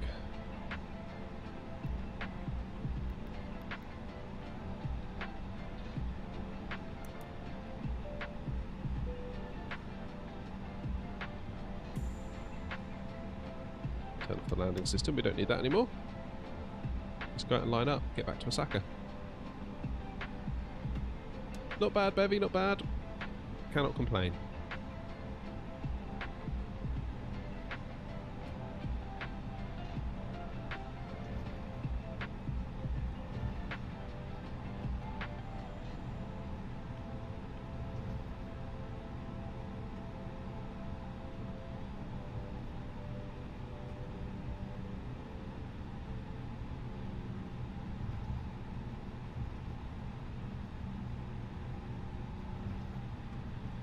Alright, so the plan is I'll do the first bit by hand. We had this weird issue on the way up with the cabin pressurization some people say, looking around online, some people think it's a bug. Some people say it's not a bug. I don't know what it is. Flight attendants, please. Potentially a bug with using the pushback tool. So I don't know. Anyway, tray table's up. Everyone behave. Let's go. I'm going to set throttles. Hold it on the brake. Let the engines both get to an equal level of thrust. Let's go. The risk is if you go straight from idle to toga, one engine could spin faster than the other. You could get thrown off the runway to one side. Whereas if we start, hold it on the brakes to about 40-50%, let's rotate. There we go, positive rate, gear up.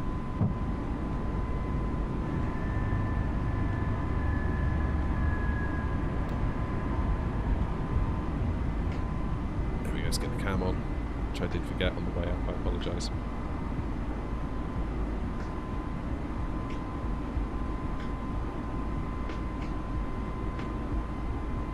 And away we go.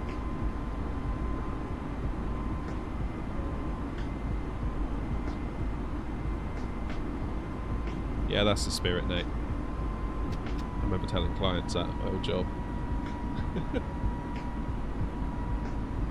There seems to be a problem with my website. Oh no, it's supposed to do that.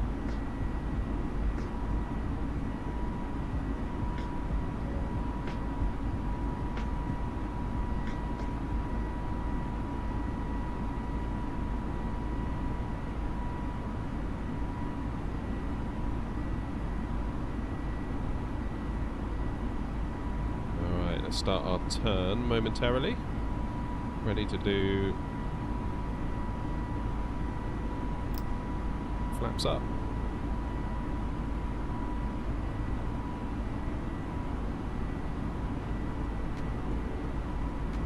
A few lumps and bumps here, but then it is quite mountainous terrain, so I guess that's to be expected.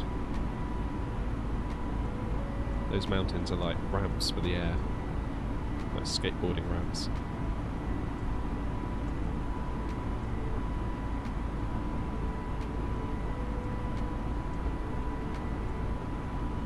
Whoa, that's a bump there.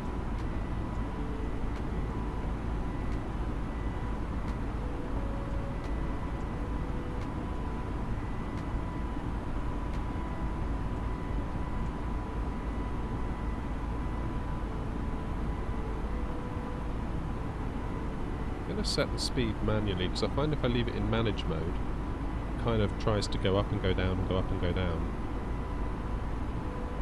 in this first phase of the flight.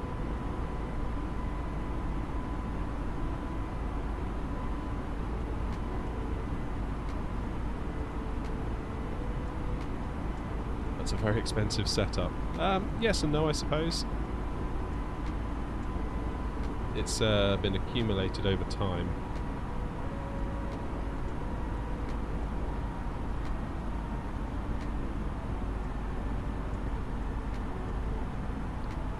Where are we going after 9,000, I wonder? Need to be above 9,000.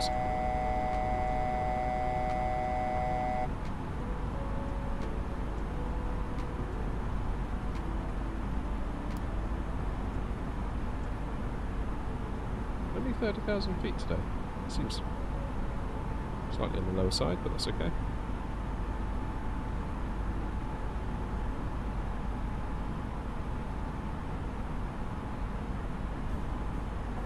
Seems you buy FS Realistic. Oh, you mean, is that like, you're talking about the add-on that you buy called FS Realistic? I don't have that.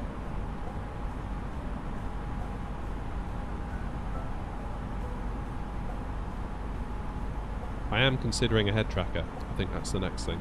I think that would add a whole new level of immersion to the sim and the videos that I would subsequently make as well. Right, let's turn around to the right.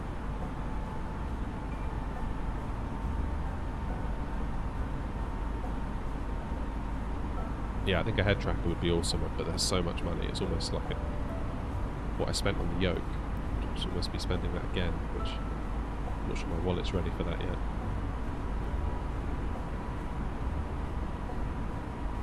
Yeah, room tour is on the cards. I don't know if you noticed. You may not have done. I only posted it yesterday. I did a graphics guide video because people have been asking for that. So I'm trying to do more videos around flight simulation that aren't just streaming. So I'm trying to diversify the channel a little bit.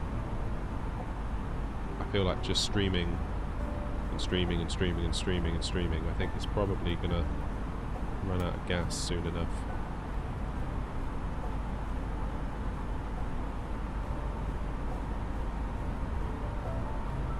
So yeah, a room tour is on the cards. I'm actually in a shed in my garden, so that might be of interest to people as well, the fact that I'm not actually in my house. I'm just in a weird little shed. Alrighty, let's get the lights off.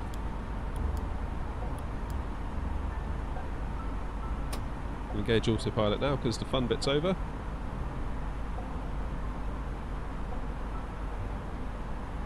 Expensive setup. You can say it's that expensive. Not compared to what some people have spent.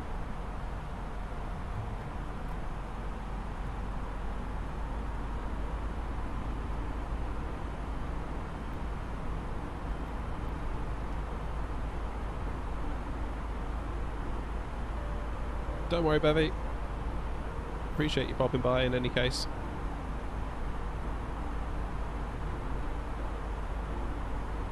Okay, so speed's in auto, heading's in auto, altitude's in auto, everything's in auto. So we can look out the window.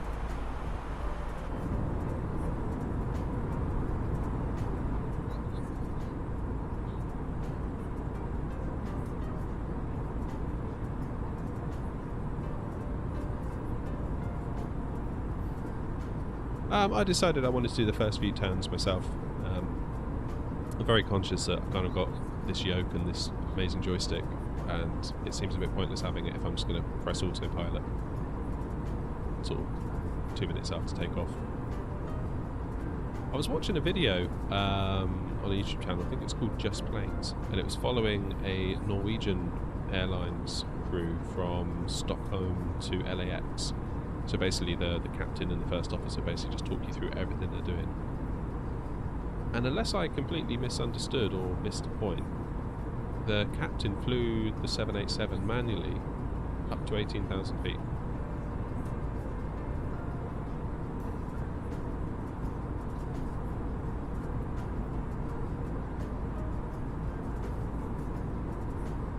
So I don't know whether there's like a hard and fast rule that it is 10,000 feet. Maybe it varies by airline. Different operating procedures, perhaps.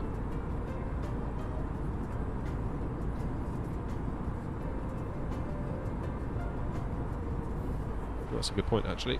Seatbelts. Again, on that flight to LAX, they didn't release seatbelts until nearer 20,000. So again, it's not a one-size-fits-all. That they were looking at conditions, they were looking at overall bumpiness. I mean, right now, given that we're about to go across what looks like a mountain range, might be an idea to keep the seatbelt lights on.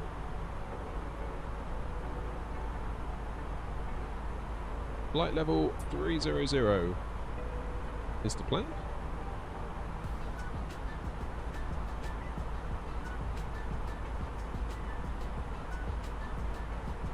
Man, Japan is pretty, isn't it? Look at that. Imagine living there, being like, I'm just going out for a walk. It's just like, oh, mountains. Cool.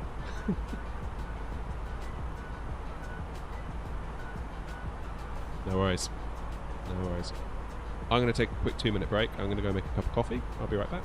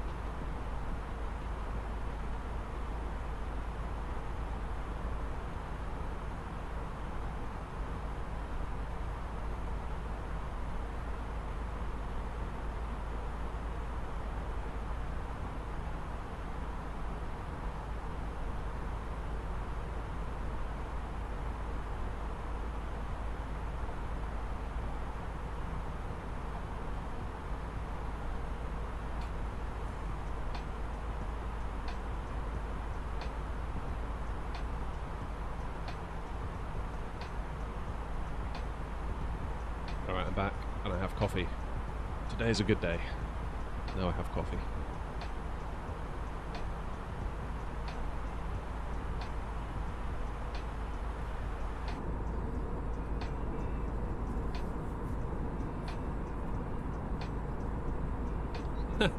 It's nice to see the poll is decisive as ever. 50-50. I don't know what it is with you, like, if I set a poll it always goes to 50-50.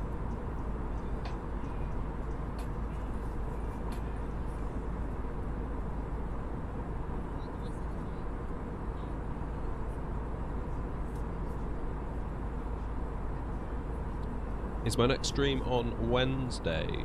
There will definitely be a stream on Wednesday, this time. So we'll do the Sydney-Melbourne, Melbourne-Sydney. Possibly in the 737. Be quite cool. I'm still undecided whether there'll be one tomorrow night. I'm considering maybe doing a longer flight that I chop up into a video. So I might do that off stream tomorrow.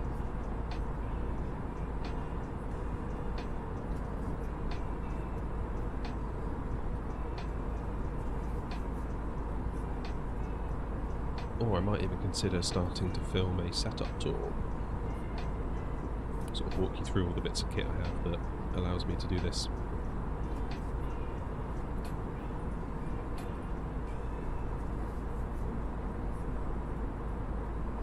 But yeah, definitely one on Wednesday, and I will schedule it as well, so you'll see it hopefully ahead of time, but it'll be the same time as today.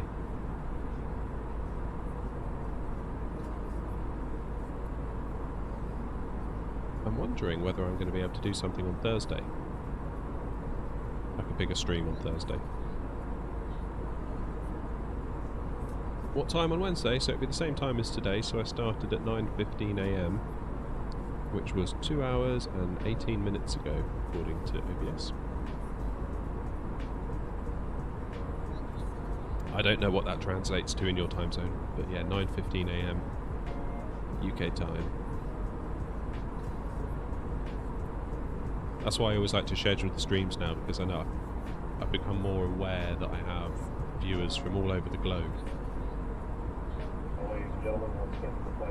And obviously if I schedule the stream, if they see it in YouTube, it will tell them when it's going to be in their local time zone. Also, one more reminder to please refrain from congregating near the front galley where the flight deck door is located. Thank you.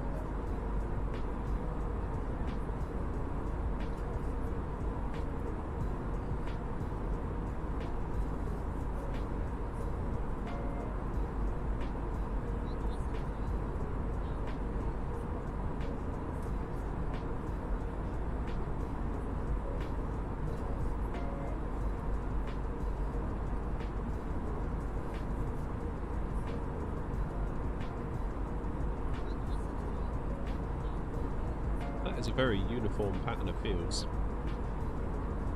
You don't get that around my way. Just random shapes.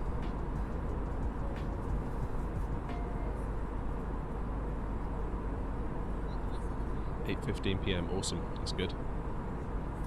I will probably adjust the time in the sim such that we're not flying in darkness, because it would be cool to see Australia in the daytime. So much like now in Japan it's nighttime, so I've obviously fiddled it, dragged the time back a bit just so we've got daylight so we can see.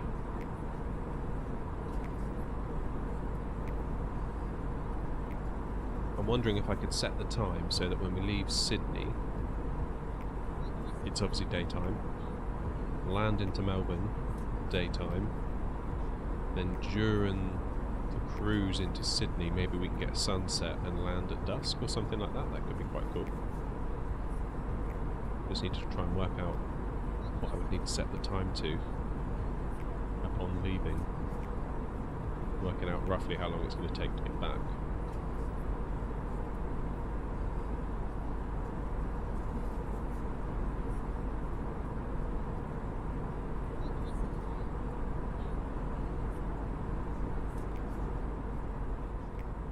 We have some outside views. We rarely have outside views.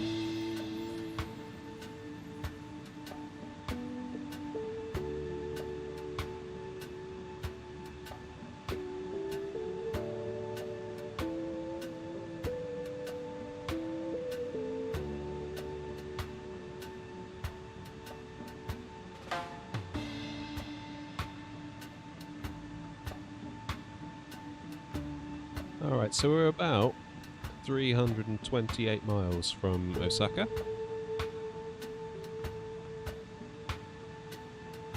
Not too far to go.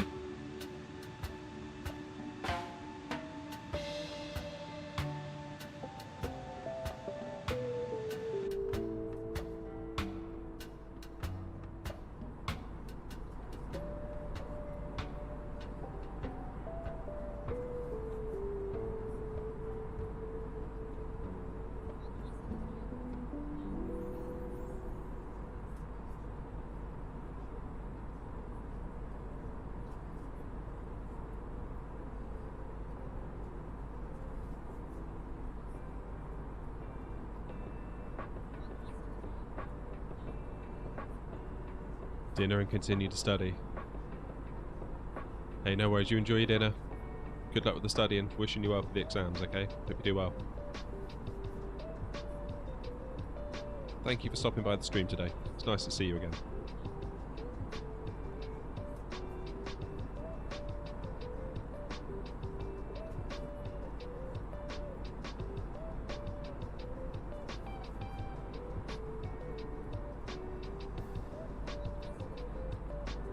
I don't mean to brag, but this is an exceptional cup of coffee that I've just made.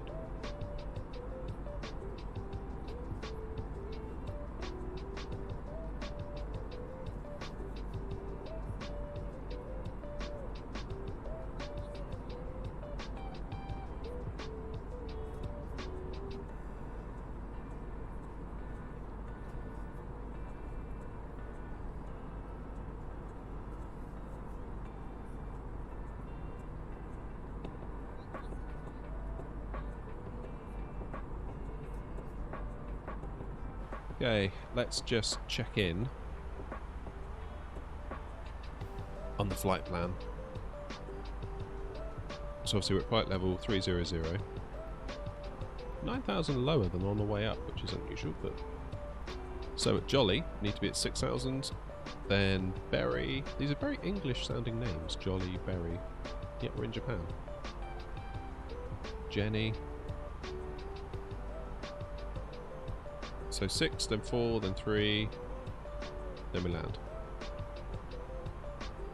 So how many miles is it until we need to be at 6,000? So it's 12, 17, 25, 28. So that makes it minus 28 from there. How far is it to Jolly?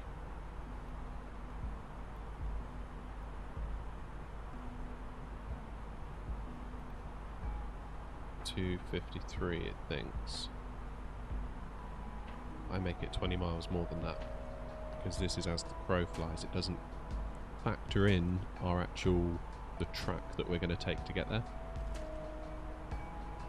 So basically this plus 20 we'll keep in our minds. And what was it? 6,000 at Jolly? I've forgotten already. What's the matter with me? 6,000 at Jolly. So it's 24,000 to lose. So 30,000. Going down to 6,000. 84 miles required.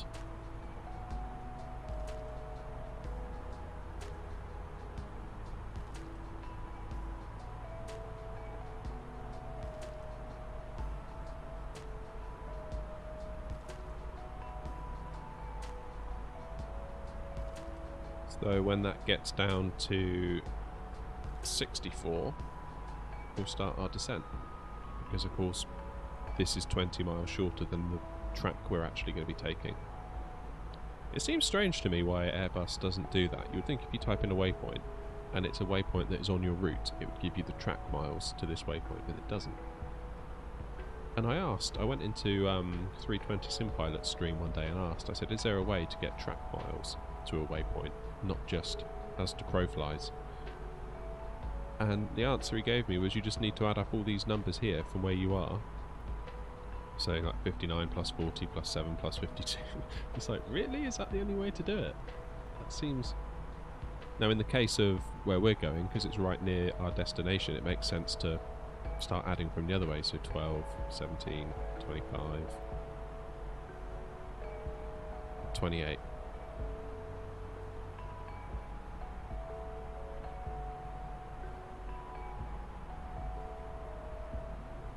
So basically 253, and this is saying 238. That's about 15 miles difference actually, isn't it? 15. So when this gets to 70, we'll start our descent.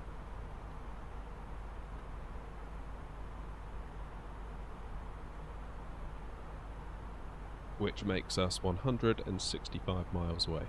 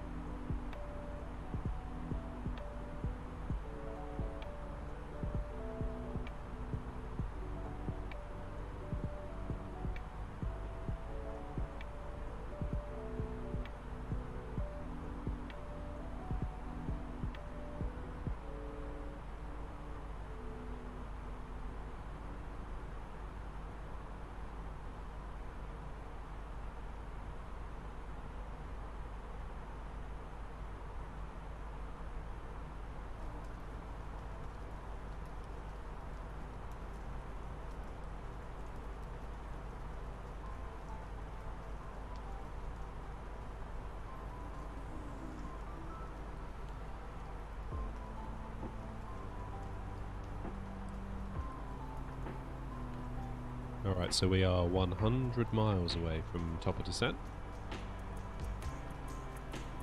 And we'll start working our way down into Osaka. In terms of routing on the way in, should be nice and simple. Let's whoops. There we go. So here's us making our way down from this waypoint here that we've just crossed. So the plan is we keep heading in this general direction. Start heading round to the west. Then at Jolly at 6,000 feet. We then make a turn to the right. 4,000 feet by Berry. Another turn to the right. And then we're there. Simple as that.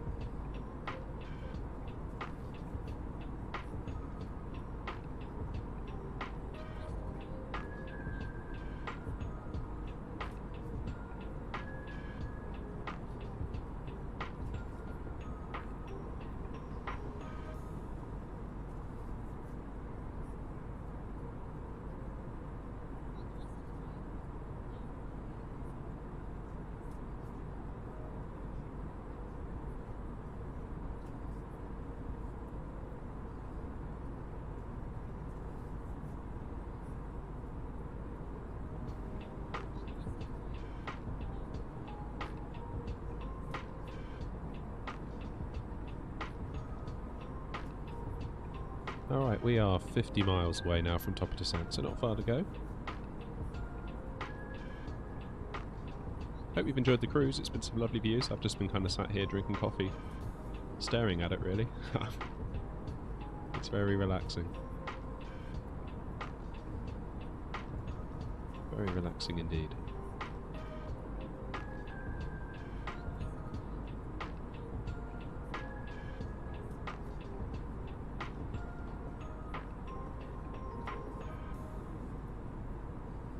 Just trying to work out what city that is beneath us. Looking at Google Maps, I think it's Nagoya. I think that's where we are.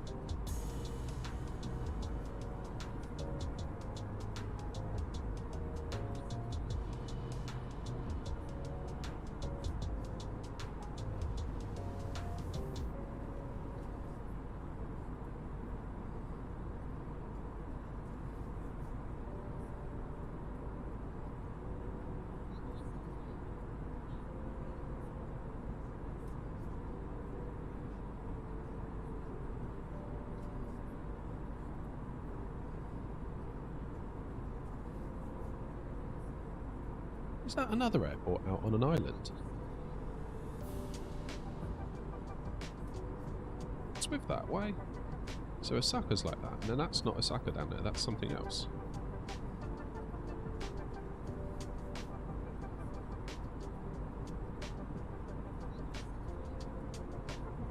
Is that a man-made island?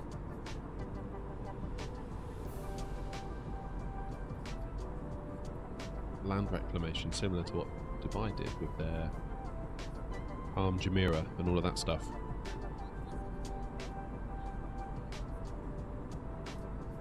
Surely that's not actually Osaka down there. It can't be. Yeah, it just isn't.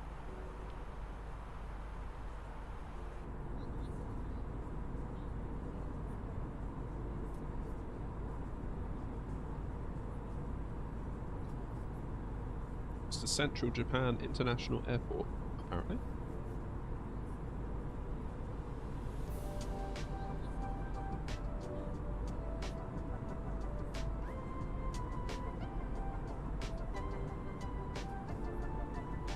Those airports are quite vulnerable, aren't they? Because if the bridge connecting them were to fail...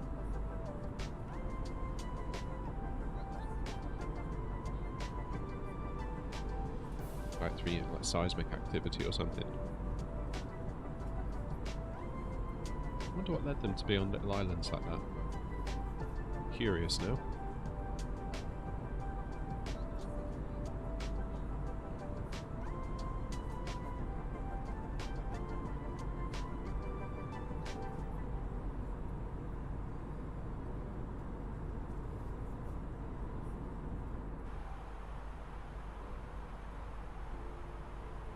Now, can we get ATIS for Osaka yet?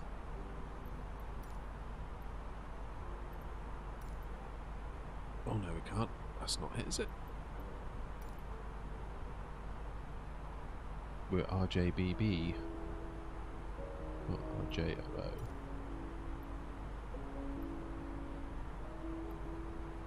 There we go.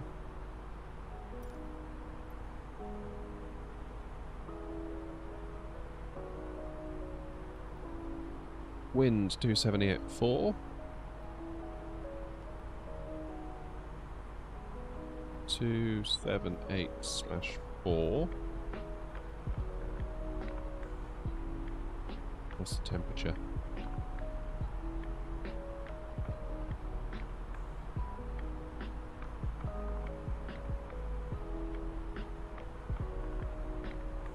Temperature 15. Altimeter is going to be 299.2, isn't it? Yeah, of course it is. It's because I've done a custom time. Therefore, I think it just defaults to 299.2 the minute you do anything that isn't real time and live weather. I had a customer from Nagoya. His hobby was collecting Ferraris full size. That sounds like a good customer to have.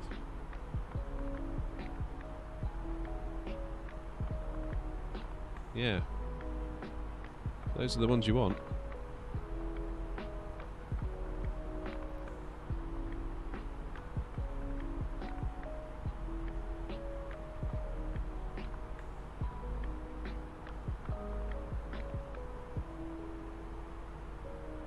They were definitely always the easiest customers I found to deal with, the ones that had loads of money.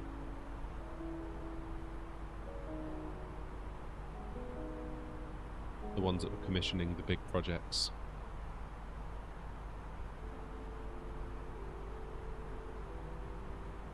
It was the customers at the other end of the spectrum that were spending smaller amounts, that were way more needy, needed way more hand-holding, and were always trying to beat you down on the price. It's like, we're already really low here, there's nowhere left for us to go.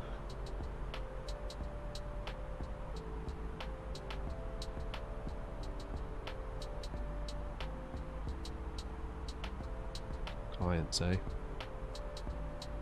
If only there was a business where you didn't have to have clients or customers. That'd be like the perfect business. Just money magically rolled in.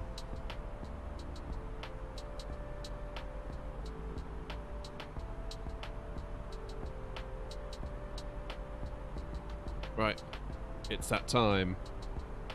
6,000 feet. Please and thank you. I won't do it managed, I'll do it manually. 2,000 feet per minute, because that's what we calculated, so we'll see if our calculations are accurate.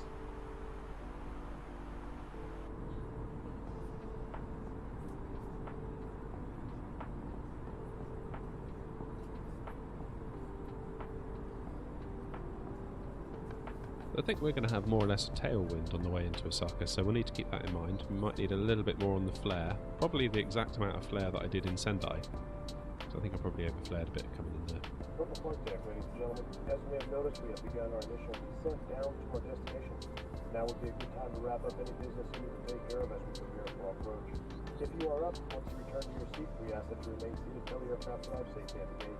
Flight attendants, please prepare the cabin for arrival.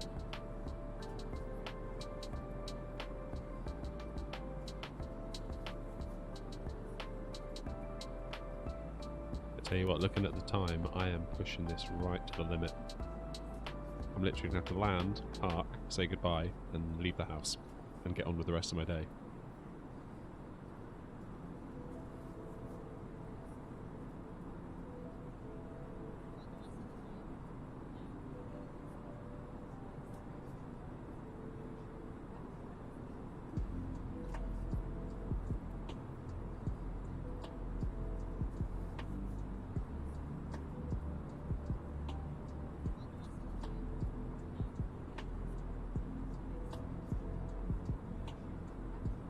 You didn't have the real ones, so 1/43 scale. Oh, yeah, myself included in that as well.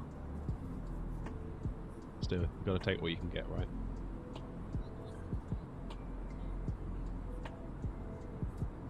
I was thinking the other day, I would be a terrible rich person. I would be absolutely awful at it.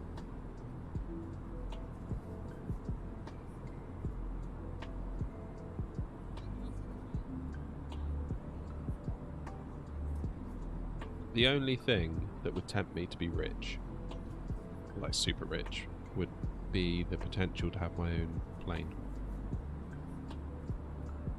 So I could essentially do what I'm doing right now, but in the real world, just be like, oh, let's go to so-and-so and hop in the plane and do it. That would be the only real perk I could see of being mega rich. Cars, I mean, I love kind of car. I play a lot of Gran Turismo, do a lot of that competitively online. I love it. Should maybe stream some of that on the other channel. Anyway, so I love cars in that sense, but in terms of like ownership of owning a car, couldn't care less.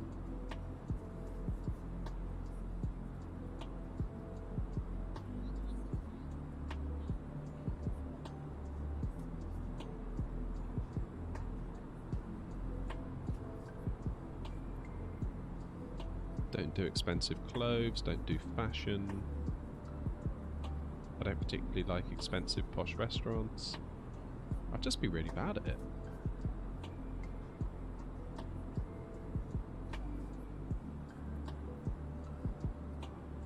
I think building expensive computers, that would possibly be my downfall, or my weakness.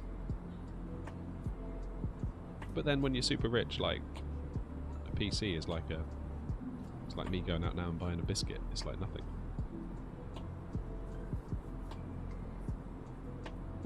Like, what is the most expensive PC cost? I mean, if you buy a 4090, they're about £1,600 to £1,800 sterling. Ryzen 9 7950X3D maybe, or a 13900KS Intel i9, so 600-700 for the processor. I mean, like, you're going to cap out at like 4,000 before you can really, you can't buy anything quicker. So you could argue if you save up, that's within reach for quite a lot of people. Now, quite a lot of people probably wouldn't choose to spend that amount of money on a PC. Yeah, I'd be terrible at being rich.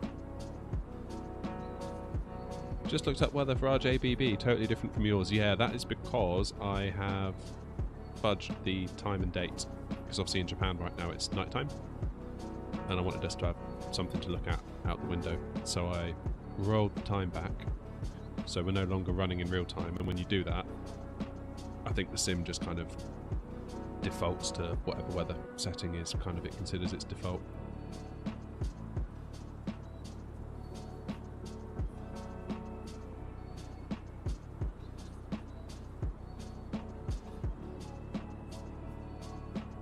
£1,000 a visit in the 80s. Blimey, yeah, what was £1,000 worth in the 80s? That was...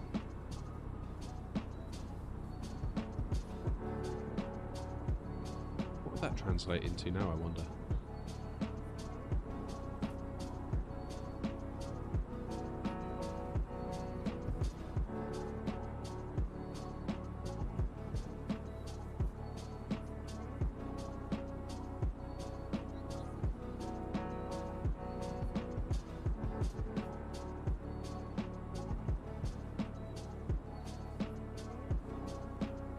So £1,000, I'm on the Bank of England's website.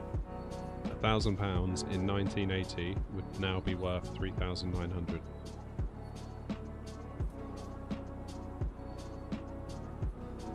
It's pretty good going.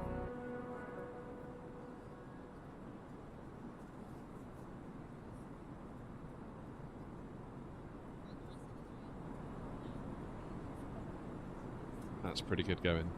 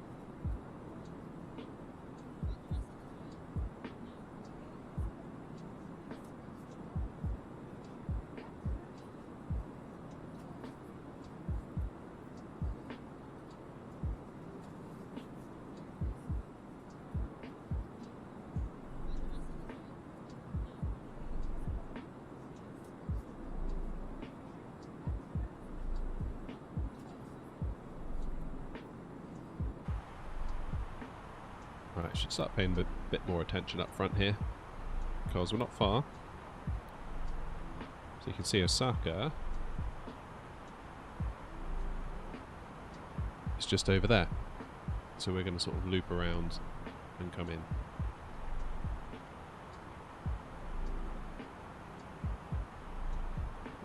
What is our transition today?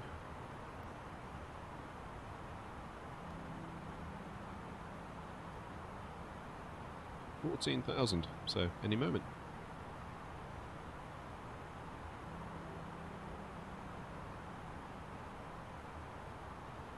That should start blinking just as we cross.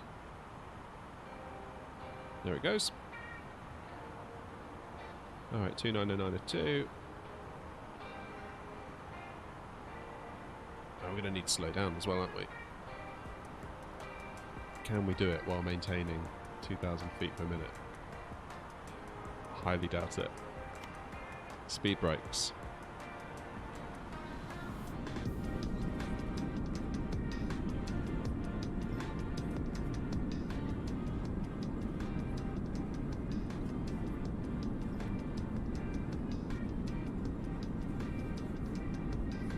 Spent 13,000 on a Cessna 172 cockpit that ran on Flight Sim 13 years ago. Wow. Mad respect for that. That's amazing. Okay, so maybe that's one thing I could do if I was rich.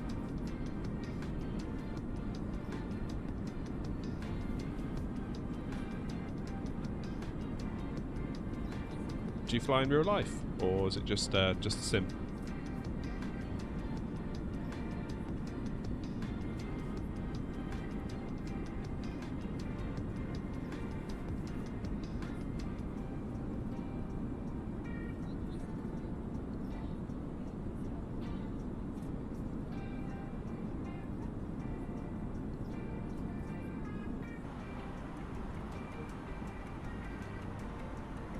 Father-in-law used to have a share. I think it was a 172 or a 152 maybe. I forget. It was a Cessna. Took me up in it one time. It's very cool. He shared it with a bunch of other guys. Ended up in the news in the end. Because it crashed. Sure. Everyone was fine.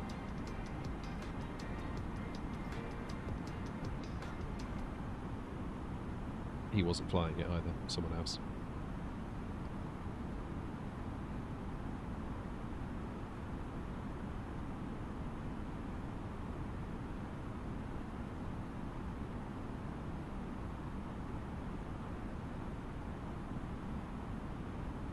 Money was no object with customers, it was their hobby, foregoing mortgages, etc. What was it that you were offering them? If you don't mind me asking.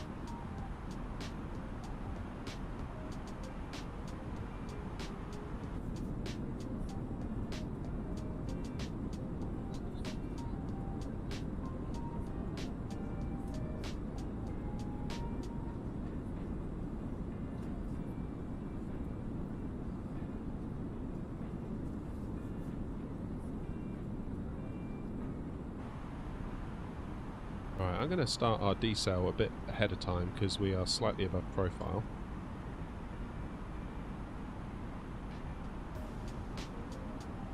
And the slower we go, the more likely we are to get back on profile.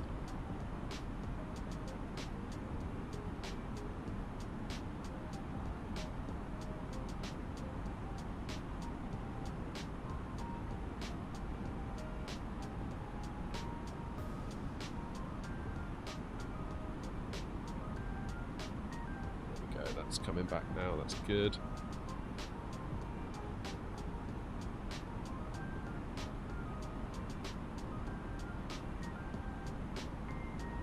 we still got it. Nice.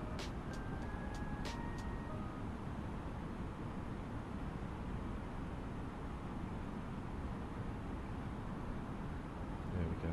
Glide slope is above us. That's where we want it.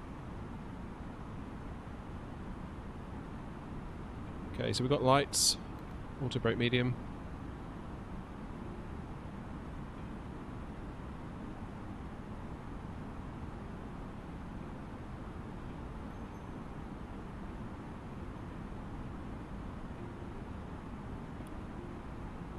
Probably get the customers back in their seats.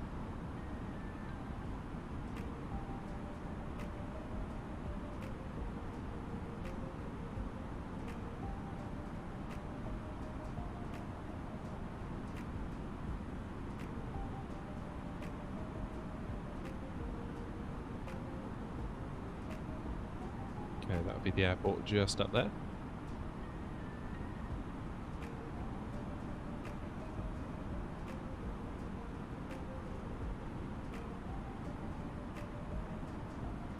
Oh, model cars, amazing.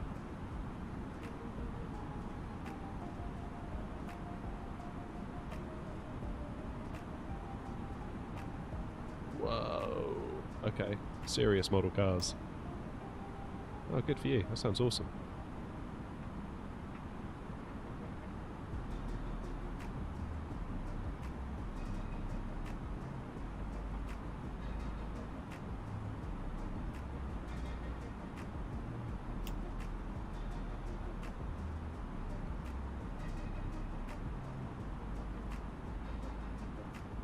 Let's get that speed down, shall we?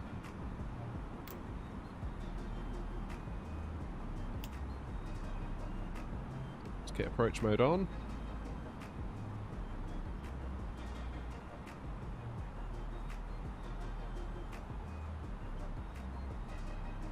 Just dropping that last bit of speed. So I'm going to use approach mode just because we don't have a visual on the airport yet.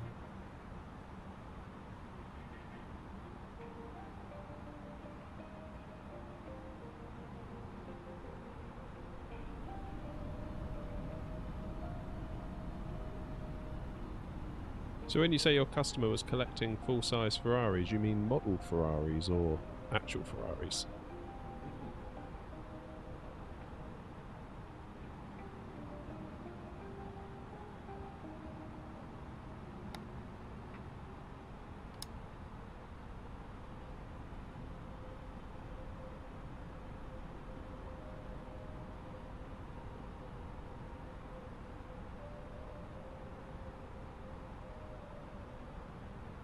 Oh, that's fascinating. 2,500.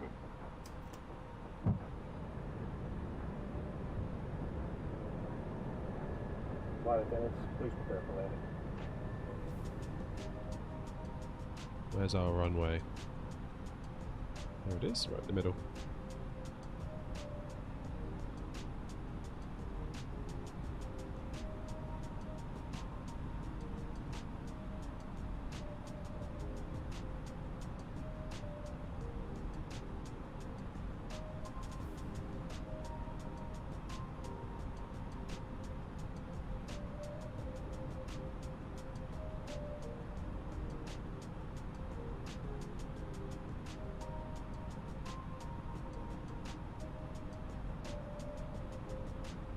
Right, let's not forget the camera. There we go.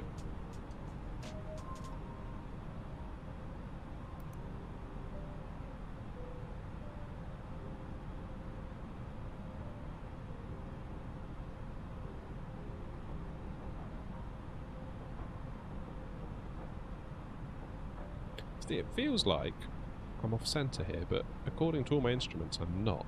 This is what I mean, when I've just got water all around me, I find it really hard to gain kind of that visual context.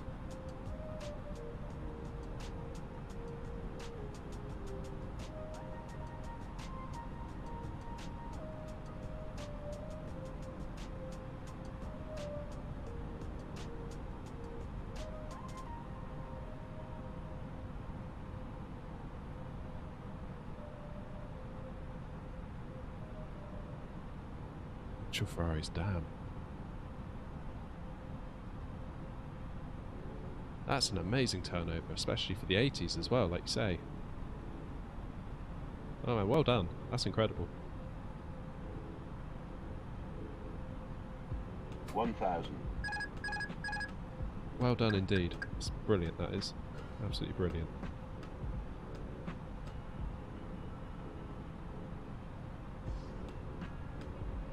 Colour me impressed.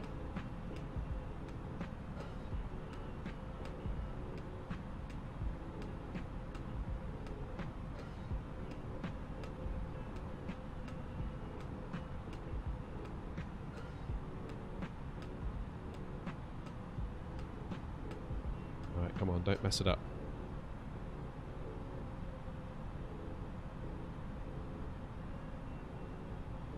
$500.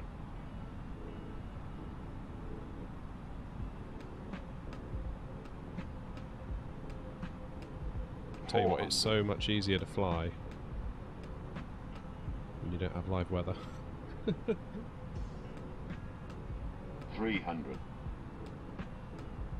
Should turn live weather off more often. 200. Oh, thank you, Sim. 100.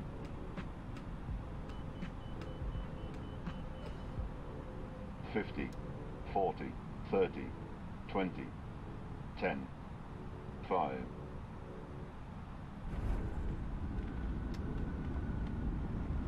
There we go. And we're down. Reverse thrust off, manual braking.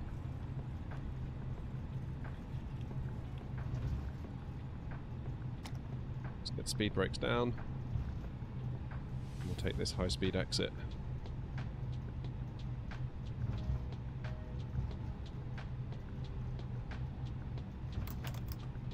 Laps up.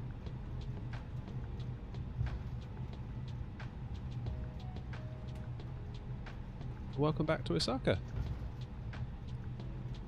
That was a fun stream, I enjoyed that. I much prefer kind of doing the shorter flights, but doing more flights in one stream. Seems like there's more going on. Much more interesting. Hopefully more interesting for you as well. I know some people like the long haul, but my numbers would suggest perhaps they don't like it as much as they say they do. Say that 3-hour flight we did to Malta, hour and a half into cruise, just I was streaming to like 0/1 persons.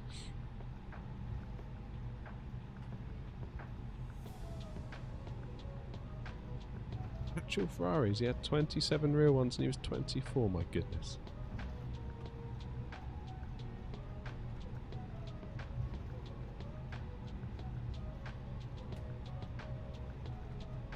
YOLO.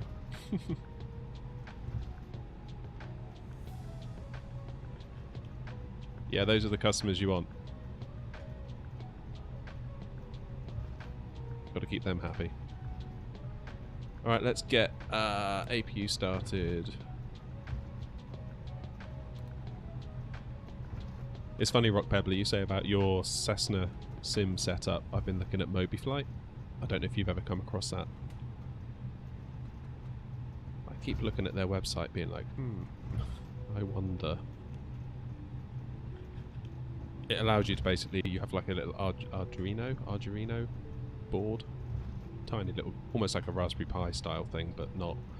Little tiny cheap computer on a circuit board.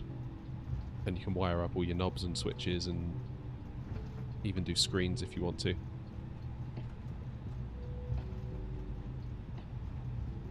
Always makes me wonder that. If I can make like a little tiny cockpit in here. Be quite cool to make something that is neither Airbus nor Boeing, but is more kind of agnostic to the aircraft. But it has all the things that they all have, if you know what I mean. So like a speed, like the speed dial that we've got up here, heading, altitude, you know, like the basics.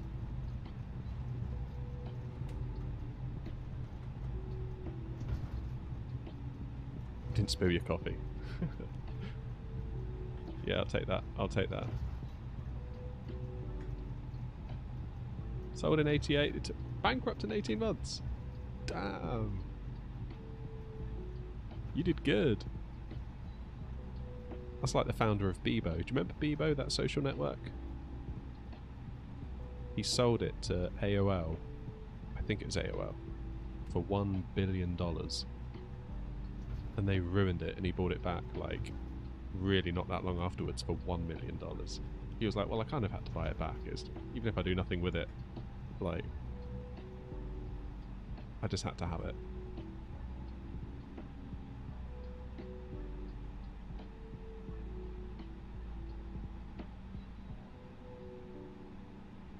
Here we go. Slightly different gate. I'm picking the nearest one because I really do have to go in a sec. I've got to go and do real life.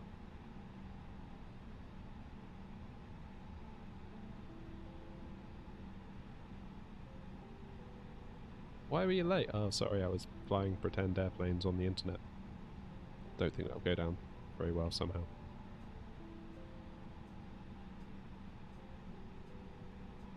There we go, we made it.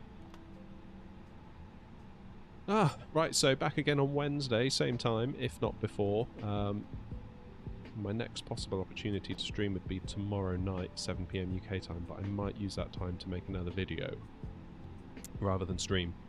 So we'll see. Thursday might be a cool opportunity to stream. Potentially could do something a bit longer on Thursday during the day.